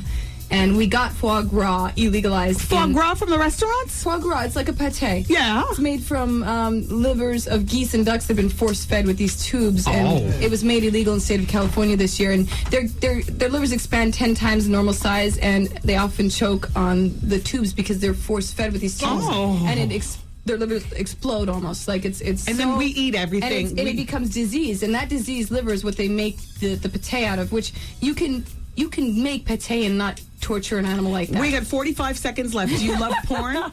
No. Okay. I don't even have one porn. That's one thing that's really wrong with my character. You look like a dominatrix. You get the porn. I am porn. I don't actually watch it. Yes, I got you. I live it. Maybe that's just who I am, but I don't actually watch it. So go to the website. What's the website? You can go to PersiaWhiteEarth.com and check out Persia. The 6th season of Girlfriends starts in September. And Persia, XEO3music.com. That's right. Thank you, Persia. I gotta plug myself. It's Wendy, man. I just passed the NYPD exam. Prior to this, I got a manslaughter case. I stabbed my mom's boyfriend because he beat her up. Okay. I'd like to know if I should just tell them up front that I did that. You're gonna sound crazy. Hey, what's up? This is A-Marie, and how you doing? Corner boy. Alrighty, everybody, it's the Wendy Williams Experience. So I already pegged Art for absolutely digging somebody like Persia White in his real life. Oh. Yeah. Ghetto superstar. Here comes Proz. That is what you are. Wow, you haven't aged one bit. You got a nice lineup there. Your hair looks good. And you took your fronts out. And you smell good. I didn't say you smelled before or that the fronts were messed like usual. No, you look great. Look at you. You look great, too. Thank you. Well, you always look good. Well, thanks. All right, so Proz is here from the Fugees. Now, before we get started, I have this just in regarding the Fugees. It says, new Fugees single due next month. Plus, John Legend talks about his current duet with Lauryn Hill. Now, here's Wyclef. All right, blah, blah, blah, Legend, blah, blah, blah. But then here's Wyclef saying, you've got 3 individuals that have grown musically. But we're always on the same page. That's the magic of the Fugees. The Fugees is a unique situation, the real marriage of the hood and the suburbs together. It's always exciting. Clef says that the 3rd album will incorporate the old school street vibe of the 1994 blended on reality in conjunction with everything else that the Fugees are into. So now my office gets the telephone call a couple of days ago from you and you guys saying that you wanted to come in and air out. So I don't have any questions or anything prepared in my mind. I just want you to talk. No, I didn't come to air out. By the way, that ring is crazy. I'm married. Okay, that's beautiful. Yeah. Does this mean very married? It means somebody love you very much. No, you want to know what it secretly means? I'm 5'11" and I'm a big woman and I can't support a little. You know, I go. What is that? That's for a girl who's like, little Kim size. That's fine. Everything, Yeah, wow, it's crazy. All right, so anyway, no, I didn't come to air out. I came to just visit Wendy. Okay. Because I knew you for a long time. Yes. Back in the day, back in the other spot. Yes. So we wanted to come play my exclusive record, my new record. Is this... Now, this new on me, this whole thing you just got right here with the Fugees. What? I'm like the general public. You're just learning this? Yo, that's brand new on me. He has no headphones. He doesn't know what we just did. We just did dramatic effect. That was a ding. You know what I mean? Yo, that's new. Is that serial? You just made that up? Okay, this just in. New Fugees single due next month. This is Dateline, August 26, 2005. New Fuji single due next month. Plus, John Legend talks about his current duet with Lauren. Do you want to hear what Legend has to say, or do you want me to? Meanwhile, Rolling Stone reports that the reunited Fugees will have a new single on the street as early as next month. Group members Hill, Wyclef, and Praz have already started recording songs for their first new CD since 1996, The Score. The first single is Take It Easy, and it'll be released in 3 weeks. That's Wyclef's quote. Will be released in 3 weeks, according to Wyclef. Wow. That's deep. Do I hear some crickets? Wait a minute. I'm giving you the hard blink, like, wait a minute. You got music about to come out? Haven't you been in the studio working? His Blackberry's going off. Here's where the trouble. Oh, crap. Wow. That's crazy. Okay, wait, let's back up. Should we take a break and come back? I mean, no, because I'm syndicated now. I'm big time. Oh my God! Congratulations. So therefore, that's big. We're on so many different places, and we have a lot of break times. Okay, turn off the music, doggone you. How can you hear? You don't have no headphones. Oh, I have headphones. Oh, yeah. They're buried in. I've got a ton of hair. Look at all my hair. Yo, that's big. My hair is huge. No, right? but that's new technology. No, they're headphones. Oh my gosh, my hair is so big he couldn't even see my headphones. Oh, okay. I've known you for a long time. I know you don't get high, so I know that. Wow. Okay, Praz. Wendy. Prozwell Michelle. Wendy Williams. Are the Fugees back together? I mean, I'm like the general public. You know what I'm saying? Like, no, I don't know what you're saying. Well, I know as much as the public knows. You know what I mean? We did a show together, obviously, on BET. And you did a show in Brooklyn with Dave Chappelle. Right, that was last year. Yes. So, we've been talking about possibly putting a record together, but it hasn't really. But see, the Fugees weird. It's like, it's vibes. Like, record might happen this week. I don't know. You see what I'm saying? It's just vibe. Just everything happens spontaneously. You know what I'm saying? I'm here because I'm here to promote my record. Now, this is brand new news for me. That's not to say it's not going to happen. But I'm just saying, me, I'm shocked. It's like I didn't know about this. Well, then, the Fugees are still Clef and Lauren and Praz, right? Yeah. So if a record was... they can't do a record. I don't think they would do a record. At least they would inform me if they was going to do a record without me. You know what I'm saying? Hold on a moment. Let me just hold on. Art. What the hell's going on? Somebody's not in the loop. Yeah, Praz. That's why you've got your own music out. Yeah, I mean, you've been kicked out of the group.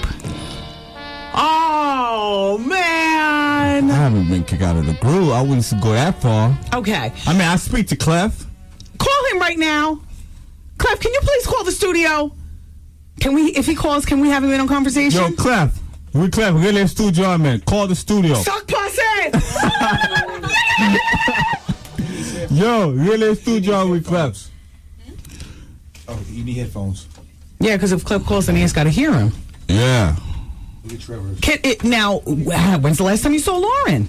I saw Miss Hill. She's addressed as Miss Hill. That's her new name. She wants everybody to address her as Miss Hill. But you're her. What? So. Well, I mean, that's fine for me and the general public, but what about you? No, I'm talking about. Thank you. Now I can see what's going on. Hear what's going on. I saw you do a double look at my intern girl Friday, Stephanie. What? I saw you look at her. He gave you the once over, Steph. No, what happened? No, it's all good, baby. Oh, beautiful women up in here. All my girl Fridays are the best. They're good. The one in the white. What's just the white? Just the one in the pink. Shakira, Stephanie, and of course we have the lucky Kara. Kara. Where you from? Damn, everybody's name. Lincoln. Connecticut. Oh, Connecticut. Yeah. All right. Yeah, you got some beautiful women up in here. My girl Fridays. Okay. Let's talk about you. Yeah, so, yo, Clef, man. Damn. You guys just killing me. Is that him on your BlackBerry? Oh, man, no. Somebody else calling me from Lady. Okay, Miss Hill. Do you call Lauren Miss Hill? I call Lauren whatever she wants me to call her. And when's the last time you talked to her? I spoke to Miss Hill yesterday. Do you mind if I ask what the conversation, who called who and what the conversation was about? No, the conversation is just vibing. Just, we're trying to acclimate with each other. You know what I mean? Just trying to see if we get into a zone. Is she in the country? Miss Hill? Yes. Yeah, she's in the country. Is she in New Jersey? I don't know where she at right now, but she lives in Jersey. How long was the conversation? Give or take 30 minutes. 30, 35 minutes. But it's just like, it's just... Well, you realize that while you all do all this deliberating, the Black Eyed Peas are the new Fugees, right? Oh! Praz, I'm just, shut up. Yeah. Yeah, Black Eyed Peas, the new Fugees. And, well, you know what? They have you all's thing. Yeah? Thing. Oh, yeah? Not totally. I mean, the only Black Eyed Peas song that I really know is because Whitney blew it up. That Shut Up mess on being Bobby Brown. I'm waiting for the Fugees to come back out. I want to see that show. But yeah, no. I mean, the Black Eyed Peas is whatever. The Fugees, at the end of the day... Are the originals? Yeah, you know what I'm saying? Like, you got the Beatles, you got Oasis, you had a lot of groups who came out. But if you all can't get it back together and we, John Q. Public, are waiting, we're looking for a single next month. You don't even know about the single. But here's the thing. What we don't want to do is this. Yes. Right? We're not going to run in and do something because there's a big check or people waiting, because it has to be right. We have a lot of cats talking about when they do a reunion, we did an album in 3 months. That's why it sound horrible. You see what I'm saying? Too, like, yeah, but it's been since 1996 since the score. Yeah, I mean, there was a lot of things happening in between that. But Lauren and Wyclef got their thing together. Yeah, I know. So now it's like, it's only been a year since we performed together. Like, Dave Chappelle was last year, September. How was that performance? Oh, you didn't see it? Oh, no, I'm talking about behind the scenes. Oh, everything was beautiful. Beautiful. Yeah. I mean, listen, Wendy, I'm going to be honest with you. I ain't going to sit here and just give you any BS. I mean, it was a little bit weird in the beginning, you see what I'm saying to you? Because we haven't seen each other, spoke to each other in some time. Yeah. You follow what I'm saying to you? Yeah. But once we got into a zone, you got to adjust, because it's been a long time. There's been a lot of things that happened in between that. You know that, the people know that. I ain't going to sit here and tell you no BS. Yeah. I mean, what's known need not be said. You know what I'm saying to you? Yeah. But, I mean, I thought it was good. You and Wyclef had your differences. How are you fellas, men, getting along?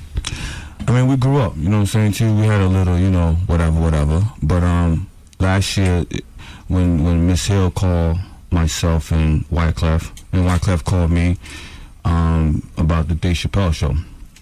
And we just sat down first and see, like, if the vibe was even right to even pursue something like that. Can we put everything in the past? Because, there was a lot of craziness going on, especially between the two of them, then him and I. So I'm saying too. So we sat down as men and realized, like, at the end of the day, we came up together. We made great music together. We made a lot of money together. And it was just more like everything that happened was out of fear. You know what I'm saying? Fear meaning, like, when you're not communicating with someone, you're thinking like that person no longer want to be with you, right, or don't respect you. So we say things out of fear or out of a form of like, well, he's not messing with me no more. Because when you have lack of communication, your mind start thinking a lot of different things. Well, I mean, some greasy words were exchanged between you and Clef. I mean, definitely. You know what I'm saying? Definitely. What is that secret note? Who is that that's with you, and why is he writing your secret notes? He's not writing. You want to read the notes? Yeah, what does it say? It says how Lauren... Give me this note. I'm reading secret notes all day. Get aggressive. Tell her why about your album. Oh. Number 2, tell her how Lauren likes the album. Number 3, you already have something the Fugees vibe going on your album. God. And number 4, you made this for the women. Make this fun for you. This is Clef calling me right now. Yo. What up? Yo. All right, we're going to call you in the cell. Yo, call Clef on the cell. Write down the telephone number. We're going to call. Yo, his number is 64. Easy. My bad. Nah, I was seeing if y'all was on point. I just was seeing y'all. We're going to take a break. We're going to call Wyclef, and then Wyclef will be on the next break. So Lauren's heard your new music. Yeah, I mean, I got new music. Your BlackBerry is too close to the microphone. It is what it is here at the show. It's crazy. It's crazy. It's crazy. When the it's, all the equipment. So there is love with the Fugees, and there's you know what? I have to ask Wyclef, is this single coming out next month? What is going on with the three of you? No, we're going to ask them the same thing together. Like, well, what's this? Maybe he just cooked up the record. I got to get on it. I don't know. That's true, because if he cooks it up, then you just go in and do, because you're the rapper part of the Fugees. Yeah, I mean, we 1/3. I mean, I'm 1/3. Right. So I don't even know if the record even exists yet. Well, if it does exist, will you get your paper off of it regardless? Yeah, we're going to, listen, Clef is calling. We're about to call him the next segment and get to the bottom of this. Damn, all these women up in here, yo. It's crazy. You're a mess. Yo, by the way, she just dissed me. She was like, Haitian man cheats. Elisa? Yeah. Oh. He had me and Nicole cracking up in the back. We got the break coming up. We got the 10-9-8-7-6 going. We're going to get to the bottom of this. We only have one more break left in the show, so we got to operate quickly. Damn. Why we have to be syndicated?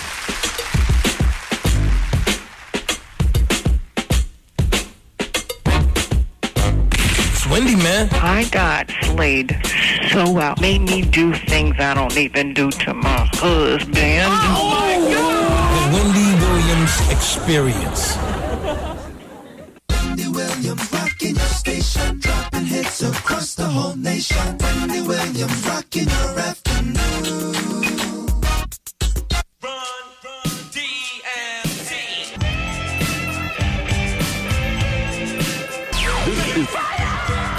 Exclusively on Wendy Williams. Wendy got the heat. La Chemistry Peace. Yo, did you catch this flashback? CeCe Penis is legendary. She treats her band members well. Or it would probably be better to play a sound effect to show what you mean when you say that she treated her band members well back in the day. After a long performance. Okay. And after taking a shower. Oh. She calls a meeting with her band members. And tells them how professional they are. And she personally thanks them for doing a good job. Ray, on the drums, you were the man. Bring your six over here. Yes. Johnny on guitar. Oh, all of you come over here now. Let me tune you up. Oh, wow. Well, that was back in the day, CeCe passed. Yeah. Early 90s. Wow. And don't forget Rosalind, the backup singer. What? What's Philadelphia who told me everything. What? Rosalind, let me put my face in your place. Oh my God. CeCe was with Rod. Easy. Okay. Does Rosalind know CeCe personally in a biblical sense? That was her backup singer. She's from my hometown in Philly. Oh, she would come off the tour and tell her story. CeCe, don't try to bring any fire over here, because we will get Rosalind on this phone in a minute. Got it. This it right here. Miss a day, miss a whole lot. Coming through your speakers, boy. It's Wendy, man. I'm driven to exhaustion trying to figure out this Fugees thing. Proswell, Michelle is in the studio, 1/3 of the Fugees. Lauren is somewhere out there in the atmosphere, and Wyclef is on the phone. Hey, Wyclef. Wendy, what up? Man, I'm just trying to get to the bottom of everything. I am so glad that you answered Pros's call on the radio. Yo, Wendy. Yes. Wendy.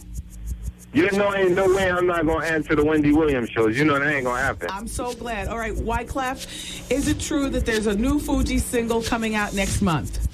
I didn't hear a clue about that. Well, that's what there's. All right, when is the Fugees single coming out? Okay, this is what I could tell you right now. With all of the Fugees right now, since the BET Awards, it's just been, the vibe has been a positive vibe. When music is coming, I don't have a music is coming. But the bottom line is this: you got Prize over there, I'm over here, ain't no beef, we just chilling, you know? Okay, now how's Lauren doing in the fold? She's doing okay. Okay, so she's working on a song with John Legend and some music with John Legend. So she apparently is working on another solo CD. Oh, the John Legend song is out right now. Oh, I haven't heard it. The John Legend song just finished. That just came out. Yo, Clef, you produced that, right? Yeah, that me and Jerry produced that. Yeah, Clef and Jerry wonderful. Wow. And so, Wyclef, are you working on a solo CD right now for yourself? No, you know what I noticed, Wendy? What? I got to tell you this. It's almost like the way that the world feels right now. I practically bring Gabriel, the angel from the sky. Nobody want to hear nothing from Clef. Nobody want to hear nothing from Pride. No, if it's not a Fuji record right now, they're like, the world is like, give us a Fuji and y'all may continue with your solo project. Yeah. You know what I mean? Well, but, oh, by the way, in there he dissed your solo project. You have to get him your cousin later. He said nobody wants to hear anything from Pride. No, I mean, yo, Clef, you see how they trying to start a beef again between the two of us? Wendy. Now, Wendy, let me clear this whole thing up with Prize right now since I'm on the Wendy Williams show. This is how it went down, right? I'm just going to be clear. When I'm mad at my brother, I'm going to say whatever, but it's like I have to be man enough to be like, you know what? I was upset and I said a few things, you know? Yes. But I just want to make it clear on the Wendy Williams show, the greatest thing about being mad at your man or having problems is when I picked up the phone and I was able to call him and say, you know what, from brother to brother, I apologize. You know what I mean?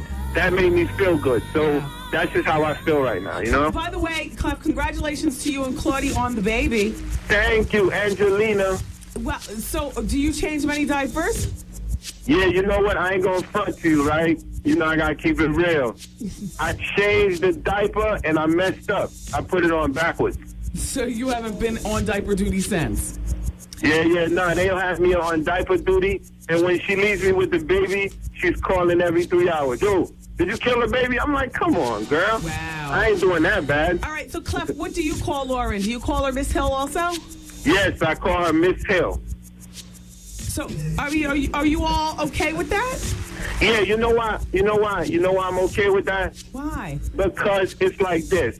If I say, okay, my name is Wyclef or my name is Mr. Jean, you know, or my name is so-and-so. That's my name. Whatever name the person chooses to address themselves is, that's what they are. Like Puffy call himself Diddy now, so everybody call him Diddy instead of P. Diddy. You know what I'm saying? I call him Puffy because that's how I met him. But that's because you knew him a long time. But you're not gonna call him Sean. You ain't gonna call Jay-Z Sean. You ain't gonna call rest in peace Biggie Small Christopher. You call him Big. You see what I'm saying? You've called Lauren as long as you've known her. Now you call her Miss Hill. I mean, this is out of respect. So you know, we call Lauren Hill Miss Hill. Okay. So in conclusion, then, Clef, to get you off the phone because you're breaking up just a little bit. Oh, Wendy. I was passing my studio. I saw your big comedy thing. Oh yeah.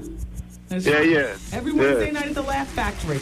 But listen, okay, so no Fuji CD anytime in the near future because you're still vibing and keeping the vibes that are so good now in order. Then once Lauren, I guess, finishes working on her solo CD, if the vibes are still in order and everything's in order, then you guys will get in the studio and give us the music that we are fiending for. Yeah, I think the first order of business is that a conversation and everybody is just, conversing. Okay. And it's like beyond a CD, beyond all of that, it's like you have, 3 individuals. If there's some form of conversation, it's going to happen. So that's the first thing, you know what I mean? Okay. All right, Clef, thank you for calling and clarifying. Let's keep our conversation going with you. Yo, Prize, man, I love you, man. Don't let they start no beef with us. One. All right. Bye. So, Prize, all right, now you've got a CD. And when is your solo CD going to be out? Soon. I got the single right now. But I just want to say, like I said, like Wyclef was insane in regards to the Fugees for people who want to hear. I don't want anybody to feel discouraged, like, oh man, we thought the Fugees, because it could happen. You know what I'm saying? Because we definitely, we in the studio. I go see Clef when I'm in town all the time. As a matter of fact, after this, I'm going to jump right to the studio, go vibe with him. You know what I'm saying? But the component is missing, and that would be Lauren with her Beatles wig. No, Miss Hill. Miss Hill. Miss Hill is actually, she comes by the studio too. Oh. Yeah. So it's vibes, you know what I'm saying? But does the Marley, her husband, does he bring her by? I mean, how do you all get along with him? Yo, Mr. Marley Rohan is great. Okay. It's for real. Yeah, it's real good. If it wasn't good, I'd tell you. Okay. Because, I'm the only one who's really I will come up here because me and you go back. Yes. You know Is Lauren getting along with her mother now? I'll be honest with you, I don't know anything as far as so personal. Okay. That's what I'm saying too. Okay. So I don't know. I never even knew that they wasn't getting along, to be honest with you. I'm like the general public. I mean, obviously I know a little more than the general public. Right. But in a sense, I'm kind of like the general public. Like, this right here was new information for me. Well, I'm glad that we were able to get Clef on the phone, because there is no Fuji single coming out next month, you all. No, not This is wrong. No. I mean, I'm not saying it can't happen, but I'm just saying, to our knowledge, this is as today.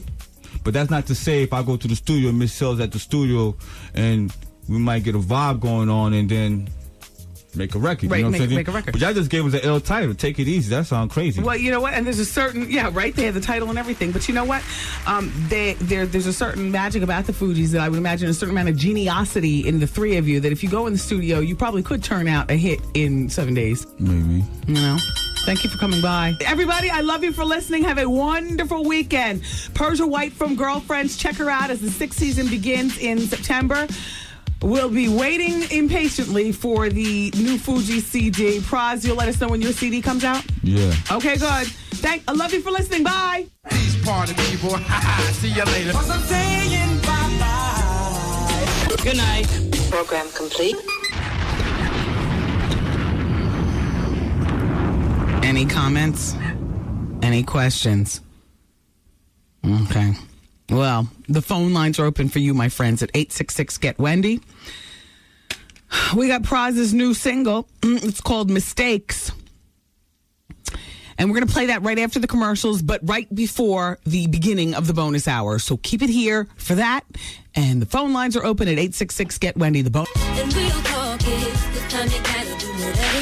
Yo, if you missed the experience, here's what you missed. Hi, Wendy. How are you? I'm doing fine. How are you? I'm okay, and I listen to your show every day, and I want to congratulate you on everything you've accomplished so far. Thank you. I'm a 36-year-old woman. I have my own career in the nursing field, and I have a 21-year-old son, and I'm dating a 26-year-old who I've been with for a year and don't know how to tell him I don't want him no more. You love him? One way I love him, and another way I'm falling out of love with him. Do you guys live together? Yes, we do. Oh, my God. How does your son deal with that? How does your son deal with that? It's his friend. Ooh! The Wendy Williams Experience. Since you've been listening this far, we're going to throw in a little bonus hour. You ready? How long is this bonus hour gonna last? I'm getting addicted. No, let me tell you, I love this extra hour. Everything is organic here on the bonus hour. Yeah, baby. Hey, yo, check this out. It's Wendy, man. Here it is. It's the bonus hour on the Wendy Williams Experience. 107.5 WBLS, New York. Welcome to the bonus hour, everybody. It's my pleasure to be here with you all. A guest on the a guest on the bonus hour? Special guest. This just in. Wait, I can't hear. The microphones aren't all open, Arthur. That's just in a special guest. Elisa, there's no guests on the bonus hour. Exception. Special There's an guest. exception. Okay, who is this? This is Camille. Taryn. Oh, this is Taryn, the former queen of all interns, with Zoe, the new queen of all interns. Hey, Taryn. How you doing? Good. Hey, how's your job going? It's going good. Good. Love it. We got about 25 people. Look, everybody in the studio clap together, and look how many people are in here, everybody. Clap, y'all. Wow. This is always what I envision for my radio show, a real studio audience, gaggling people, laughing and whatnot. Welcome, everybody. Okay, so let's just get to the poll question. I like to get that out of the way. Yesterday's poll question on the Wendy Williams Experience website. Women, do you earn more money than your mate? 82% of women who went on the website and answered said yes. And 18% said no. What is he, working on production in there? I hear my voice coming from the other room. And now here's the new people poll question. It's on the website, and we'll give you the answer on Monday, okay? Should you return the engagement ring? Should you return the engagement ring? Because my feeling about that is an engagement ring is the one piece, is the one thing that is exchanged in a relationship that symbolizes something particular. And that particular thing is a life together and a ceremony that's supposed to happen and like that. So if you've been with a man, and I don't care if he's giving you a Frank Mueller, a BMW, a house, and a bunch of clothes from Gucci, you don't have to return any of that. But if the engagement is over, if the relationship is over, the one thing that you should return is the thing that symbolized, and that's the engagement ring. That's how I feel. But it's you all's question, so you go on the website if you get a chance this weekend at thewendywilliamsexperience.com. I'm going to be hosting Good Day New York, along with, I think Jody's going on vacation next week. And so I know Chris was on vacation today. Montel Williams was in. And I know Stacey Ann's back from vacation. I know that Mike Woods is back from vacation. Fox 5, Good Day New York. It's the way that we wake up at our house. And it's like Art made the analogy earlier. It's like being invited to be a guest on your favorite television show. You know how excited you'd be. Like that's my choice. It's been my choice since it was first invented. Good Day New York, Good Morning New York, Good Day New York on Fox 5. Good Day New York. So on Monday, Tuesday, and Wednesday, I'm going to be, and that's a dream. Like, I'm so glad that they asked me to come back. I wanted to be a newscaster before even getting into this, radio DJ thing. The reason why I didn't go down the newscaster route is because, and see, newscasters have changed over the years. They're not these stiff people anymore. A lot of them. Like, I see Brenda Blackman over on the UPN 9 News. She has an animal print, and glossy lips. And you can wear colored nail polish. And you can have your hair teased a little bit more with some Aquanet. And you can wear colors, and your hair can be longer than your shoulders. And you can have cat wings on the end of your eyes, kind of, sort of. Kind of, sort of. Newscasters are not like what they were back when Chi-Chi Williams was running things. And when Roz Abrams, because Roz has been around for 100 years. So, 99 years ago when Roz Abrams got started, they aren't these stiff people. When I had aspirations to be a newscaster and I got into college, the thing that deterred me from wanting to be a newscaster at that point is the credibility factor. Like, oh my gosh, everything about what I enjoy pertaining to nightlife, clothes, it all have to be judged down because I have to be on the news to talk about world events and there's a certain credibility. So I thought that I'd have to live my life in a St. John's knit, and that wasn't me. So I said I can't be a newscaster. I read news on my college radio station. One of the DJs was off on a particular night. They asked me at the last minute to fill in for one of the DJs, and I got sideswiped with radio. And then I realized that, oh my gosh, with radio, I could, I wouldn't lose my credibility if I had an apple martini in one hand and some brown juice in the other in the club. And if I have a 16-inch skirt on, you understand what I'm saying. There's something to consider when you're picking a particular career. And for me, I thought being a newscaster would be too confining to my personal life, Alas, newscasters these days are so cool. Anyway, I say all that to say thank you so much, Good Day New York, for the opportunity to come in again. And I got my St. John's knit ready. And my aqua knit, too. Good Day New York. Hi, Penny Crone. Penny, you did have a good week. It was so funny. Penny had this huge tennis racket this morning. Did you see that? Very funny. Anyway, so that's Monday, Tuesday, and Wednesday next week. I don't get it until 7 o'clock. And Lucy Nolan, who, she does the hard news. Lucy, holds it down. Lucy and I guess Chris, they hold it down with the hard news. And then I roll in at 7 o'clock. So from 7 to 9, I'll be there Monday, Tuesday, and Wednesday. And then Labor Day Monday, too. 4 days. Excited. Hello? Hello? Hi, it's Wendy. Hi, Wendy. Hey. How are you today? I'm okay. How are you? Good. Thanks for calling. What's going on? Not much. Just coming home from work. Okay. Hard day. You getting ready to make dinner? No, not on no Friday. Okay. What are you going to do? Order out? Eat out tonight. Okay. All right. Well, have a good weekend. Thanks for listening. You too. Take care. Bye-bye. Bye-bye. Hello. Hi, it's Wendy. Hi, Wendy. I'm calling in reference to the whole Fugees thing. Uh-huh. What the hell is going on? I didn't get a lot of the vibe thing at first. At first, I'm like, what is all this vibe and stuff? But I guess because if you have to do an album, if they're really going to commit to an album, and once an album is done, you have to do the promotion, and then it's the touring. So I guess they're kind of trying to feel out each other to find out, okay, where's this person at in their life, especially Miss Hill, because it sounds like she got a lot of crazy crap going on. Well, the thing is that Wyclef is a genius producer. Exactly. Proswell is the third wheel. Right. But Lauren is, very essential to the group. Extremely essential.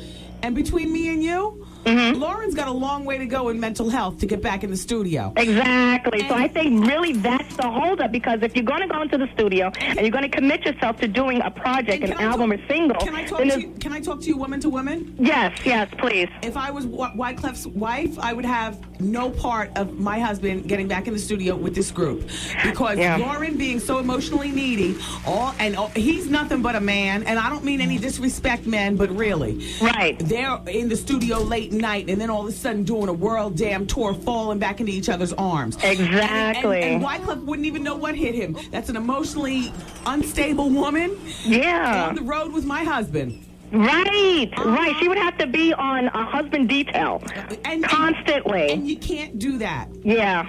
But you want to know what?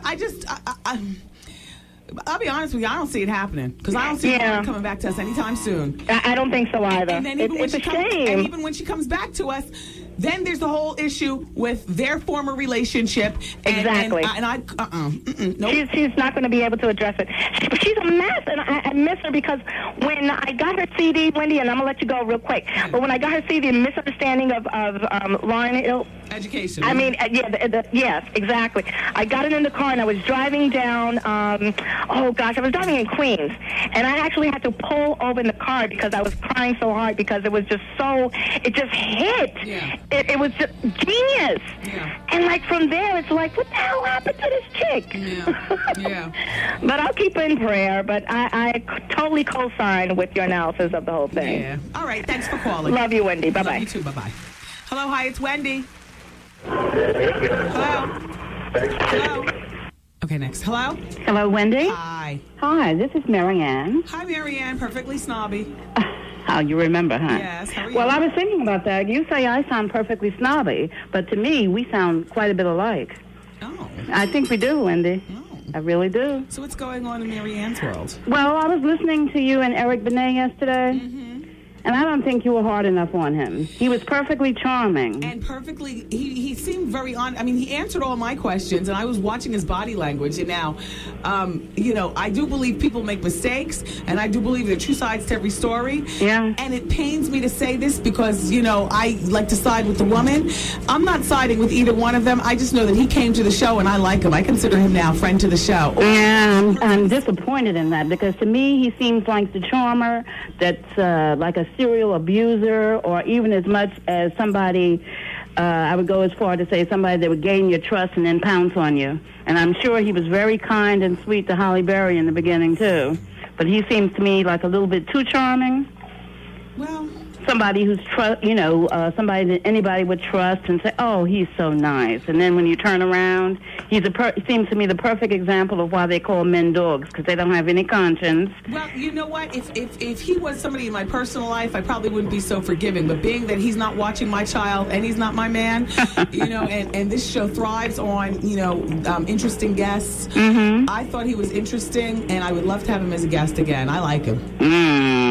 Oh, Marianne. Have a wonderful weekend. Yes, you do the same, Wendy. Bye-bye. Bye-bye. Hello. Hi, it's Wendy. Hi, Wendy. How you doing? Hi, I'm doing fine. How are you? I'm doing good. Good. I did a little homework, and I came up with the answer to where Michael Jackson got that term "splaboo" from. Where'd he get it? He got that from what's that with Denzel Washington, the Titans, Remembering the Titans. Oh, they call black people a splaboo in that? Yeah. Oh, interesting. Well, thank you. You're welcome. Wendy Square, right? Take care. Bye-bye. W Square. All right. Bye-bye. That's what Carol Ford used to call me back in the day when we both worked together at the lipstick station. She'd say, W Squared is next. Ha-ha! It's time to clean up my toys and move out or whatever. W squared is next. Hello? Hello? Hi, it's Wendy. How you doing? Hey. This is Seduction from the Black Cowboy Enterprises and the Untouchable Ladies. Hi, Seduction. How you doing? Oh, wow. It's really interesting that you're calling. I know that you guys are having your fashion show party at the Robert Treat Hotel on October 15th, right? Yeah. Now, Seduction, are you a stripper? Yes, I am. Oh, okay. But I'm trying to crash into the fashion world. Oh, well, and so are you going to be modeling the clothes and stripping on that date? Yeah, well, actually, it's a Mel review from 7:30 to 9:30. See, a lot of people got it mixed up. Okay. One something for the ladies that support me. Okay. 7:30 to 9:30, and then after that, all my guys that model and dance, they're going to be doing the fashion part. Okay, well, Seduction, thanks for calling, and we have over a month. I mean, that's in October. I can't wait until October. Yeah, I just wanted to let you know that everybody was calling me, blowing it up. I was asleep. They woke me, my phones was just ringing. All right. Like, hurry up, get up, Wendy Blast, you up. I was like, oh, I got to call her up, tell her thank you. Okay, thank you, Seduction. October 15th at the Treat. Just because, I assumed that he was a stripper, with a man named Seduction. It's like a woman named Seduction, right? Mm-hmm. Hello? Hey, Wendy. Hi. Now, I screamed on you like 3 weeks ago when you were getting soft and pink with that woman with the 6 kids, the boyfriend. Okay. How are you going to start getting soft and pink on Eric Benet? He is not a friend to the show. Give me a break. You know what? Here's the thing. Oh, no. Well, okay, well, here it is, right? He slept with another woman in their home. I don't care how dry her coochie is. You still don't do that to your wife. He's not a friend to the show. He might be a friend to you, but we are the show. He is not a friend to us. Absolutely. Well, you should have told him to put his old stink feet back in his shoes and to take a hike. Think about what our celebrity friends to the show bring to us. They bring to He ain't bring nothing but dry-ass toes. Let me tell you something. He brought more to the show than Morris Chestnut with his dry, boring personality. He brought more to the show than Michelle from Destiny's Child. Come on, let's talk about the dry guest now. I understand Come on that, now. but he's not a friend. As far as I'm concerned, when you're a celebrity, you're a friend to the show if you're bringing something to the table. Eric Benet brings exactly the ingredients that we on The Experience like. Think about it. But it was like you were giving him a pass. I'm not giving him a pass. I was seducing him so he'll come back here with more of that action. You understand what I'm saying? I understand what you're saying, and I understand it now that you're saying it. Yes. But I'm like thinking in my head, why is she being politically correct? If we want PC, we can go to Oprah. Listen. We want you to dig all up in his ass when he gets on the show. Friend to the show means drama and all that excitement, that salacious stuff. Friend in your head is a totally different thing. He's no friend in my head. Okay. Another thing. Now, I didn't get a chance to call in last week, but I'm going to tell you something. I'm siding with Artie. He needs to get his fire on. If that little intern cannot get her butt in there on those days that she's supposed to be in there, then she needs to be hitting the bricks. Oh, you're talking about Kira. Oh, well, she's here today. Oh, I don't care. I'm quite sure that she doesn't miss her nail or hair appointment. And how is she going to miss coming to work? You don't email somebody, say that you're not going to be in work. How professional is that? Do you email? No. I just don't show up. No, I'm just playing. But I'm serious. It's like she's not taking it seriously. And there are other people, she's taking room for somebody else. Okay. Well, and you should leave. You should have let Artie do his thing. How you doing? How you doing? How you doing? Hey, thanks for calling. Look, I love listeners like you because you bring it, right or wrong. Okay. I love that. And you get angry at me and you let me know. I know. By the way, did you like Persia White? Are you waiting for the Fugees to return? I really don't give a blank about the Fugees at this point in time. It's just so much drama. I mean, please, whatever's going on. Yeah. Persia White, she was all right. Even though I don't watch the show, I don't really know what her character is like. But it sounded good. Yeah. But you know what? And she's a friend to the show. Yeah. But I'm surprised you guys didn't crack on the song, though. More so that you did than you did. Oh, yeah. No. Well, the song is crazy. Well, no. I mean, please. Let's, you know what? As a matter of fact, let me get off the phone with you and we'll play a bit of Persia White's music. Oh, no, please no.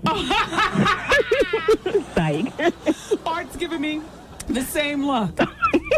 I'm with Artie. Oh, look, Kira's in the room right now. Would you like to lay her out? Kira, get on the microphone. Uh-oh.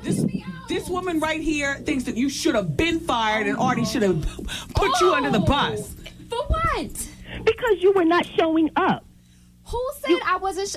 You were was here every emailing. Friday. Emailing is not showing up. Email is not acceptable ever. Okay, but when you go for your real job, your first opportunity to get a real job is right there at that station. This is all coming from someone who obviously doesn't know the culture of this show. Do you think it's very professional to be watching porno during the show and showing it to all the interns? Is that your idea of being professional? Yes, but this is a job, though. What you do at your job is something different. I'm very responsible, and the reason why I do email is so nobody up in here could say I didn't tell them in advance that I wasn't going to be here. No, but you're supposed to pick up a phone and speak to whoever it is that is your superior. There's rules posted on the bulletin board that says call if you cannot make it. Exactly. But you're not. Kira, when you go for your real job, when you get your real job out there in the world, they are not going to accept an email. I know all about it, and I treat this just even like, if you work at a porno store. It's just as important to me. If you as work a at a real porno job. store, they're not going to allow you to email. You have to call and speak to Just as somebody. important as a real job to me.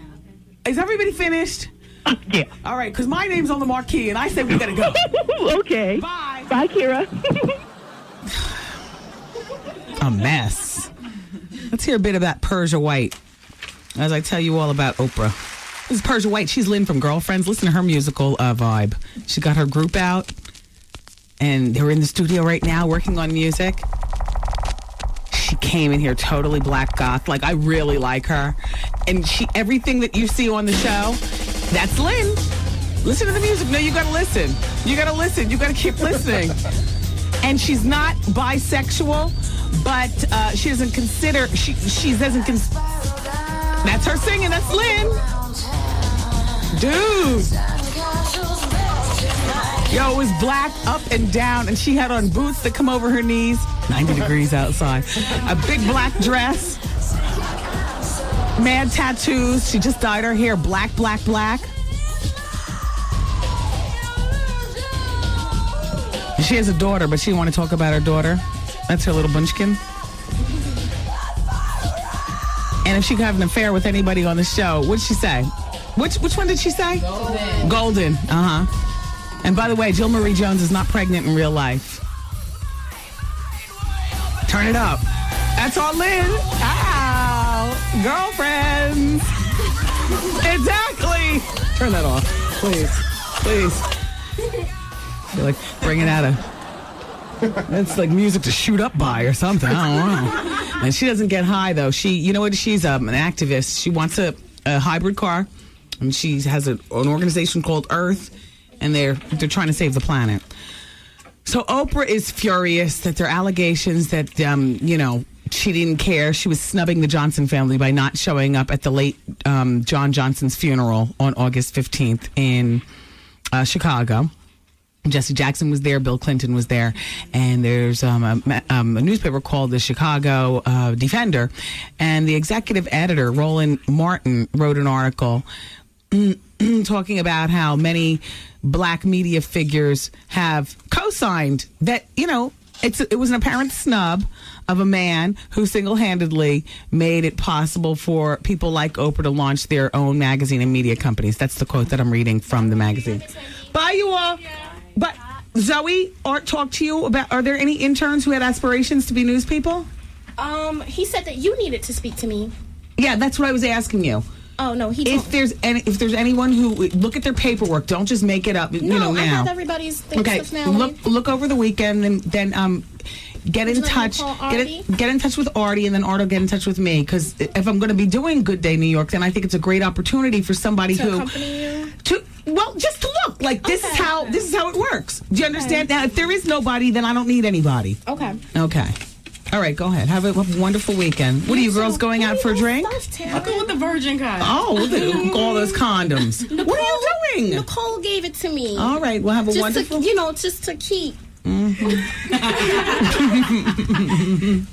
for whenever. Are you all going out for drinks or something? Oh, no, Mr. Trevor, we were supposed to go out for drinks. Oh, well, excuse me. I heard you canceled on me, though. All right, you all handle that later, please. Oh, sorry, Miss Wendy. All right. Have a good weekend. Bye. Taryn, always nice to see you. Come back whenever. Shaylin, happy birthday again. And Zoe. Mm-hmm. Virgin Miami. You know what I'm saying? More and more. She's coming off. Sorry, not to believe her, right? Yeah. Anyway, Oprah says that it's not true. Oprah said that she sent a note to both Mr. Johnson's widow, Eunice, and also his daughter, Linda Johnson Rice, even offering Mr. Martin over at the Chicago Defender a copy of the note, to see. Anyway, dear Wendy, I'm currently involved with a married man. I've been with him for 4 years. Damn.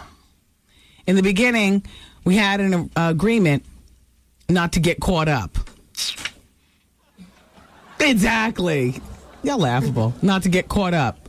But as unfortunately as it seems, we both did. I love him and he loves me just as much. He sacrifices a lot to be with me. We've traveled together, partied together, and cried together. I've even been faithful to him and not dated any other man. What a fool. Woman, please. And she's coming to the wife to talk about it. Even when I wasn't the wife, it's just like, I told my girlfriend, are you out of your mind? He treats me so well. I know a good man is hard to find. He recently told me that he's leaving his wife and wants to be with me. He said he's tying up all the loose ends and by next summer he plans to be with me. I live in another state and he's, damn. And he is willing to drop everything for me and start fresh. My problem is I love him very much, but I don't know if I want to be with him full time.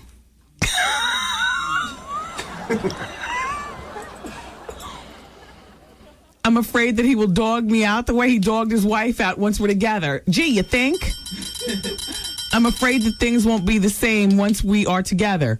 I want to be happy and he makes me happy, but he makes me happy apart. I don't want to lose him. I don't want to be considered a homewrecker too. What should I do? Well, but you already are a homewrecker, okay? Tramp. I'm speaking for the wives. Ladies, are you with me? You're not the wives. No, I'm talking to the girls in the. I'm talking to the people listening to the radio. No. I'm like crazy in my head. You have to be crazy to do this show because you have to be visualizing everybody. Like I see the women, you know what I'm saying, with their rings. Like that's right, get them. But you ain't no good gonna come to you for at least another 4 years, right? 4 years home wrecking. So you got to wait 4 years to cleanse the palate for some good to start coming around in your own life. Hell yeah, he's going to cheat on you. Wait, let me just answer a question and move on. What should I do? Put that where? Back there? Exactly. Next. Dear Wendy, Lauryn Hill is a nut. Did you read the Trace magazine article? She is certifiable. She thinks that she is the end all to be all. Her and Kanye should start a dirty backpack cult. Nuh-uh, don't put Kanye West in Lauryn Hill's category. Kanye West is focused. I read Trace magazine. Did you hear about what happened in Newark? Well, let me get my Good Day New York on. This just in. Federal and state authorities, everybody, are trying to determine how armed officers raided the wrong house, smashing the front door and frightening the residents earlier this week. We're investigating what went wrong, said Sergeant Gerald Lewis Jr. For some reason, whether it was erroneous information or the supervision, we actually hit the wrong house. He said the address on the state search warrant was correct, but the team of state police, SWAT officers, and drug enforcement agents went to the wrong street and raided the house with the same number. This all went down on Tuesday. An assessment of the damage has not been completed, but of course we will be working with the Attorney General's office and other agencies to make restitution. Residents of the four-family home in Newark said the officers cursed them out while ripping through their 2 upstairs apartments, asking where the guns were for 15 minutes before realizing they were at the wrong house. The investigators said that they were looking for bad people and they were in the wrong place. That's Sadili Pompey. It was his house. Sadili Pompey, who's 59, has owned the house for 27 years and shares it with his two sisters and their children, as well as a family that they rent an apartment to. In the meantime, the state police did something similar to this back in May. They raided the wrong home of a retired trucker in Woodbridge, New Jersey. They were looking to break up a prostitution ring. But they were at the wrong house.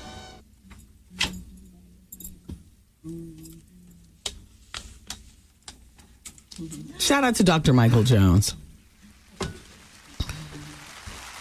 I was thinking about baby. He's the plastic surgeon. He's here in Manhattan.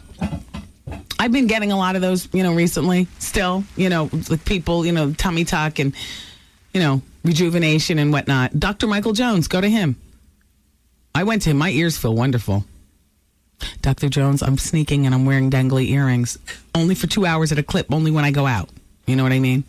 And maybe on the Fox 5 News on Monday, Tuesday, and Wednesday. But I'll put them on right before they say, and action. And then I'll take them off as soon as they say, and cut. You say?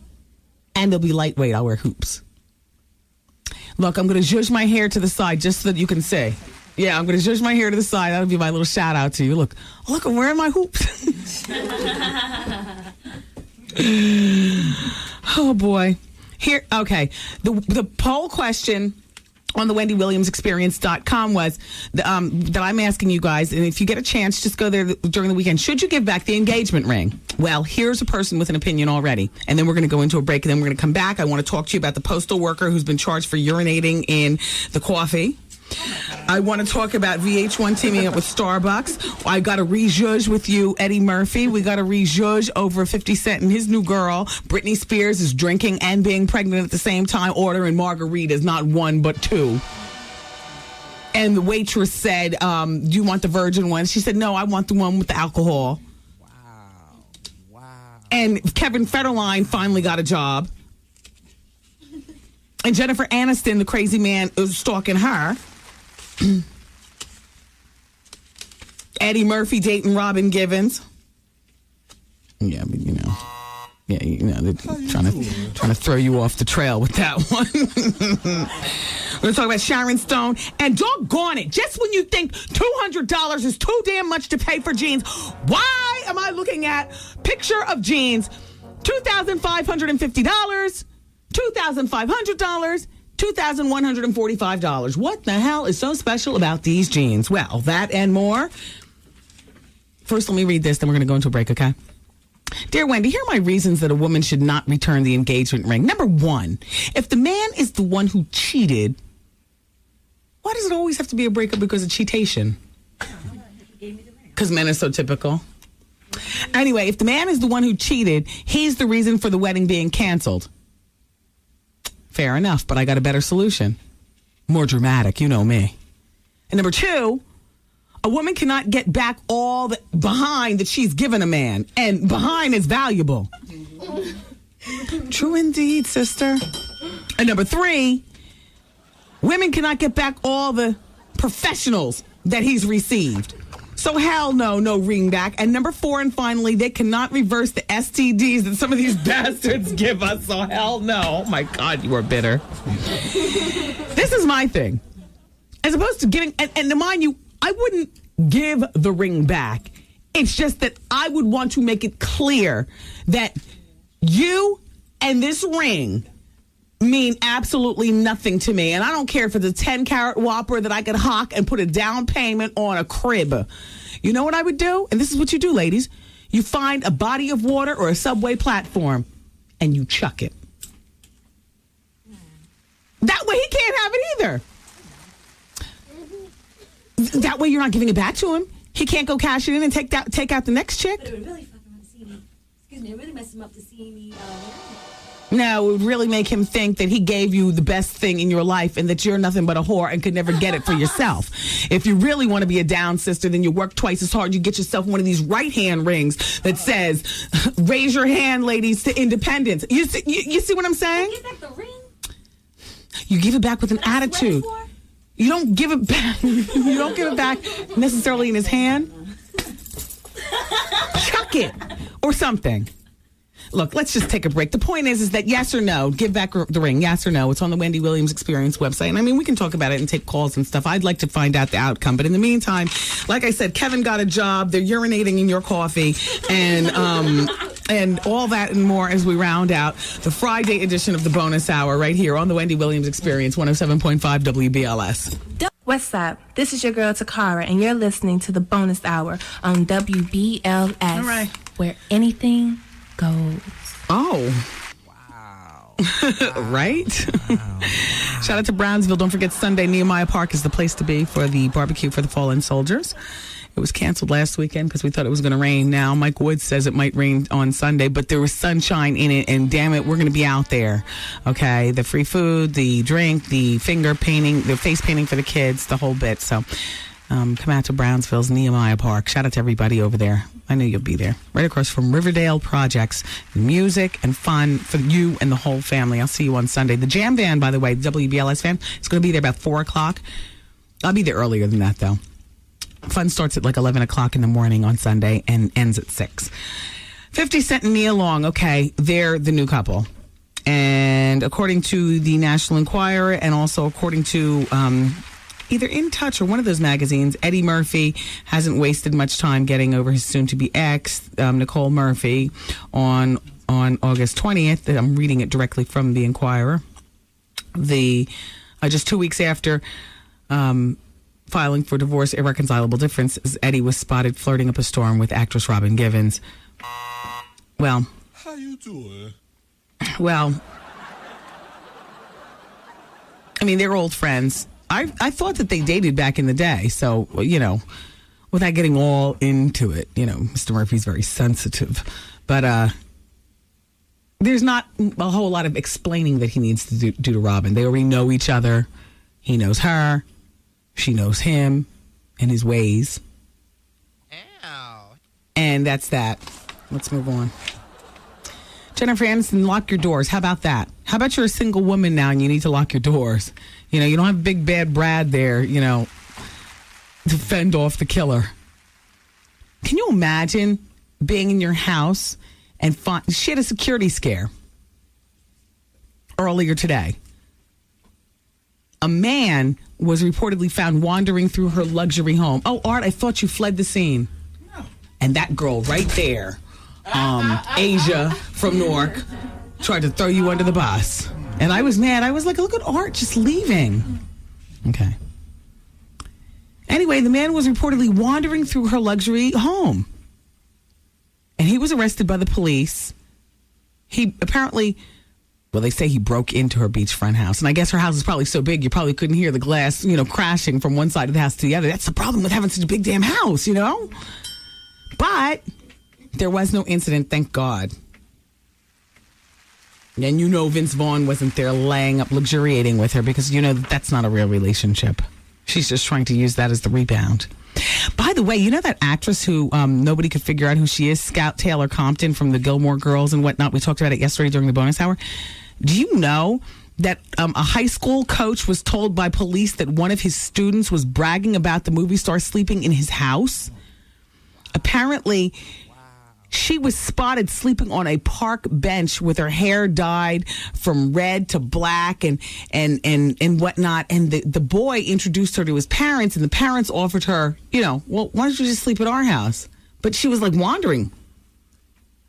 Anne Heche style. Lisa Nicole Carson style, just wandering. Dear Wendy, Eric Benet was interesting yesterday, although... I'll tell you, it takes a lot for us, the listeners, to listen to his trash he was spitting.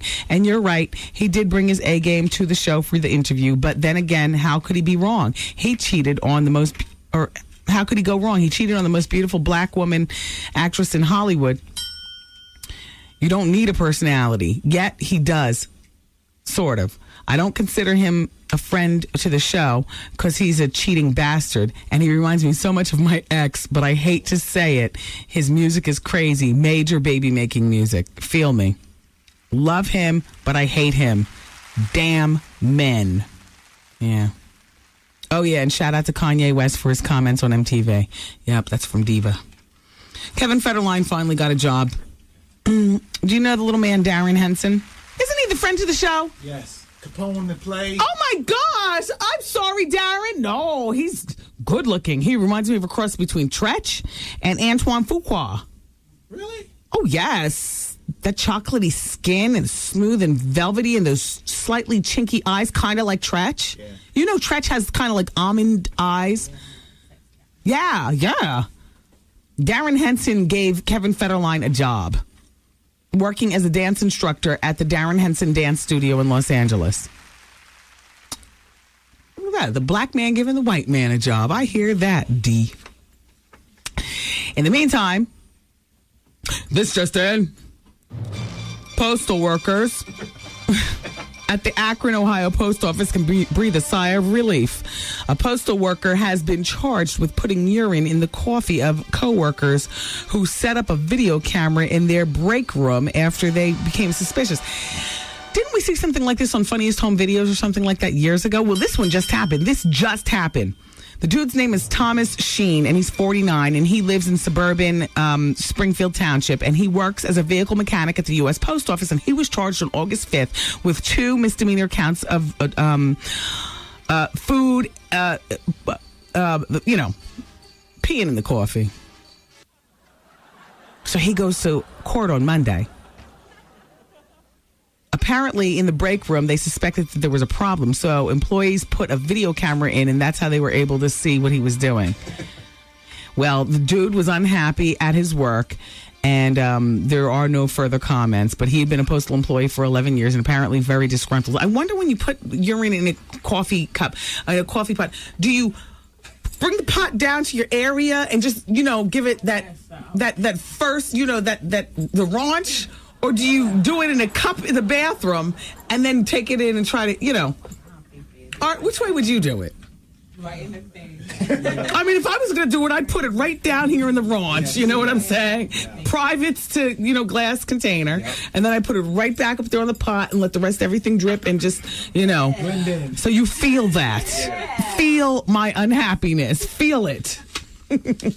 I could give a rat's behind that Miss America is leaving Atlantic City after 85 years because Atlantic City's got a whole new attraction, and that's the Club 4040, and goodness only knows what else they're going to be doing. Atlantic City really doesn't need the Miss America pageant anymore, or do they? It's a staple. It's for 85 years. Yeah. But it can be a rolling thing like the Super Bowl. I like that idea. I heard that on the news last night. I said, that's not a bad idea. From city to city. Hey. J.C. Chazen is desperate to possibly get back together with Eva Longoria. Apparently, his untitled CD, he's from NSYNC. His untitled CD features songs, and here are the names of some of the songs. She Wears Me Out, Effing With My Mind, I Found You Out, like that. So, he's going through it. I got to tell you something. Why do we always just shout out to Sarah Jessica Parker and we never analyze her and Matthew Broderick, but we're so quick to jump on Star Jones and like that. Now, come on now. Apparently, they were at this place in Manhattan. Have you ever eaten at the burger joint? Oh, my gosh, the burgers are so good there. And you can do a lot of celebrity spottings there. A place called the Burger Joint. And they specialize in burgers. Well, they've been married for 8 years. She's 40 and he's 43. And I've often read, have you ever read that like she lays his clothes out? Like she runs her household, and there's nothing wrong with that. I admire that. But here's what they say at the Burger Joint. She always does the ordering for him. Matthew never talks. She knows exactly what he wants. You can tell she makes the family decisions. But he doesn't seem to mind. They're cute together. They're so close and totally in love. You ever look at him with the how you doing eye? Matthew Broderick? Never? I have. I'm just saying. A TV anchor is being sued by a former member of Color Me Bad. Do I have time, or when I look to my right, am I going to see Vaughn storming down the hall? I don't even want to look. Okay. Brian Abrams, does that name ring a bell from Color Me Bad, or do they all just kind of wash together as one group of people? So then this story doesn't matter. But don't we want to know? Okay. Well, Brian Abrams, a former singer of Color Me Bad, is being sued for $16,000. And it's because his wife, is being sued for $16,000 that his wife allegedly, he owes back child support to his ex-wife. That's what it is. What? Get out! Sean Gable from CBS News here in New York was married to one of Color Me Bad? Sean, I know you! Hey, that's that sister! When you turn on your TV in the morning, I'm sorry, Sean, I'm busy watching Good Day New York. But when I turn on my cable, Channel 2 is the first thing that pops up. Sean, I had no idea. Girl, he owes you child support? Oh, well, now hold on now. Let me read this and absorb this. Brian Adams, a former singer of the 1990s boy band Color Me Bad, is being sued for $16,000 that his ex-wife alleges he owes in back child support. Sean Gables, a news anchor for CBS in New York City, filed the lawsuit and appeared in Oklahoma County District Court earlier this week with the singer's other ex-wife, Ashley Abrams. The 35-year-old Abrams was one of the founding members of the Oklahoma-based quartet whose debut, CBM, sold more than 8 million copies. Their hits include I Want to Sex You Up and I Adore Me More. Sean Gables estimates that she spent $10,000 trying to recover support owed by Abrams, who now works in an Oklahoma City tire store. 8 million records? Shut up. It happens. Left Eye told us, rest in peace, how it happened. If I can use her words loosely. Let me break it down. Remember? Yeah. Remember how left Eye looked right at the camera and said, let me break it down. Well, child, let me continue. Hold up, Vaughn. Ashley Abrams, his other ex-wife, is a hairdresser and said she helped pay Brian Adams' legal fees against Sean Gables until their own 3-year-old marriage ended in 2003. Wow, Sean, this was recent. The singer has played no role in the life of their 3-year-old daughter, Ashley Abrams alleges. Brian Adams issued a statement claiming, my ex-wife's allegations are simply that, allegations. I prefer to tell my side of the story in court where I'm confident that God will see the truth prevail.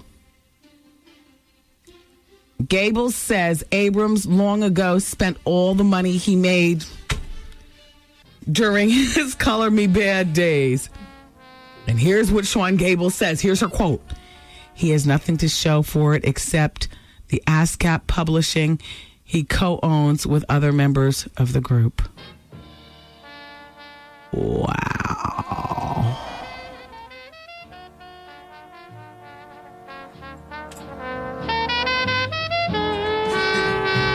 Love you for listening. I'll talk to you bright and early Monday morning on Good Day New York.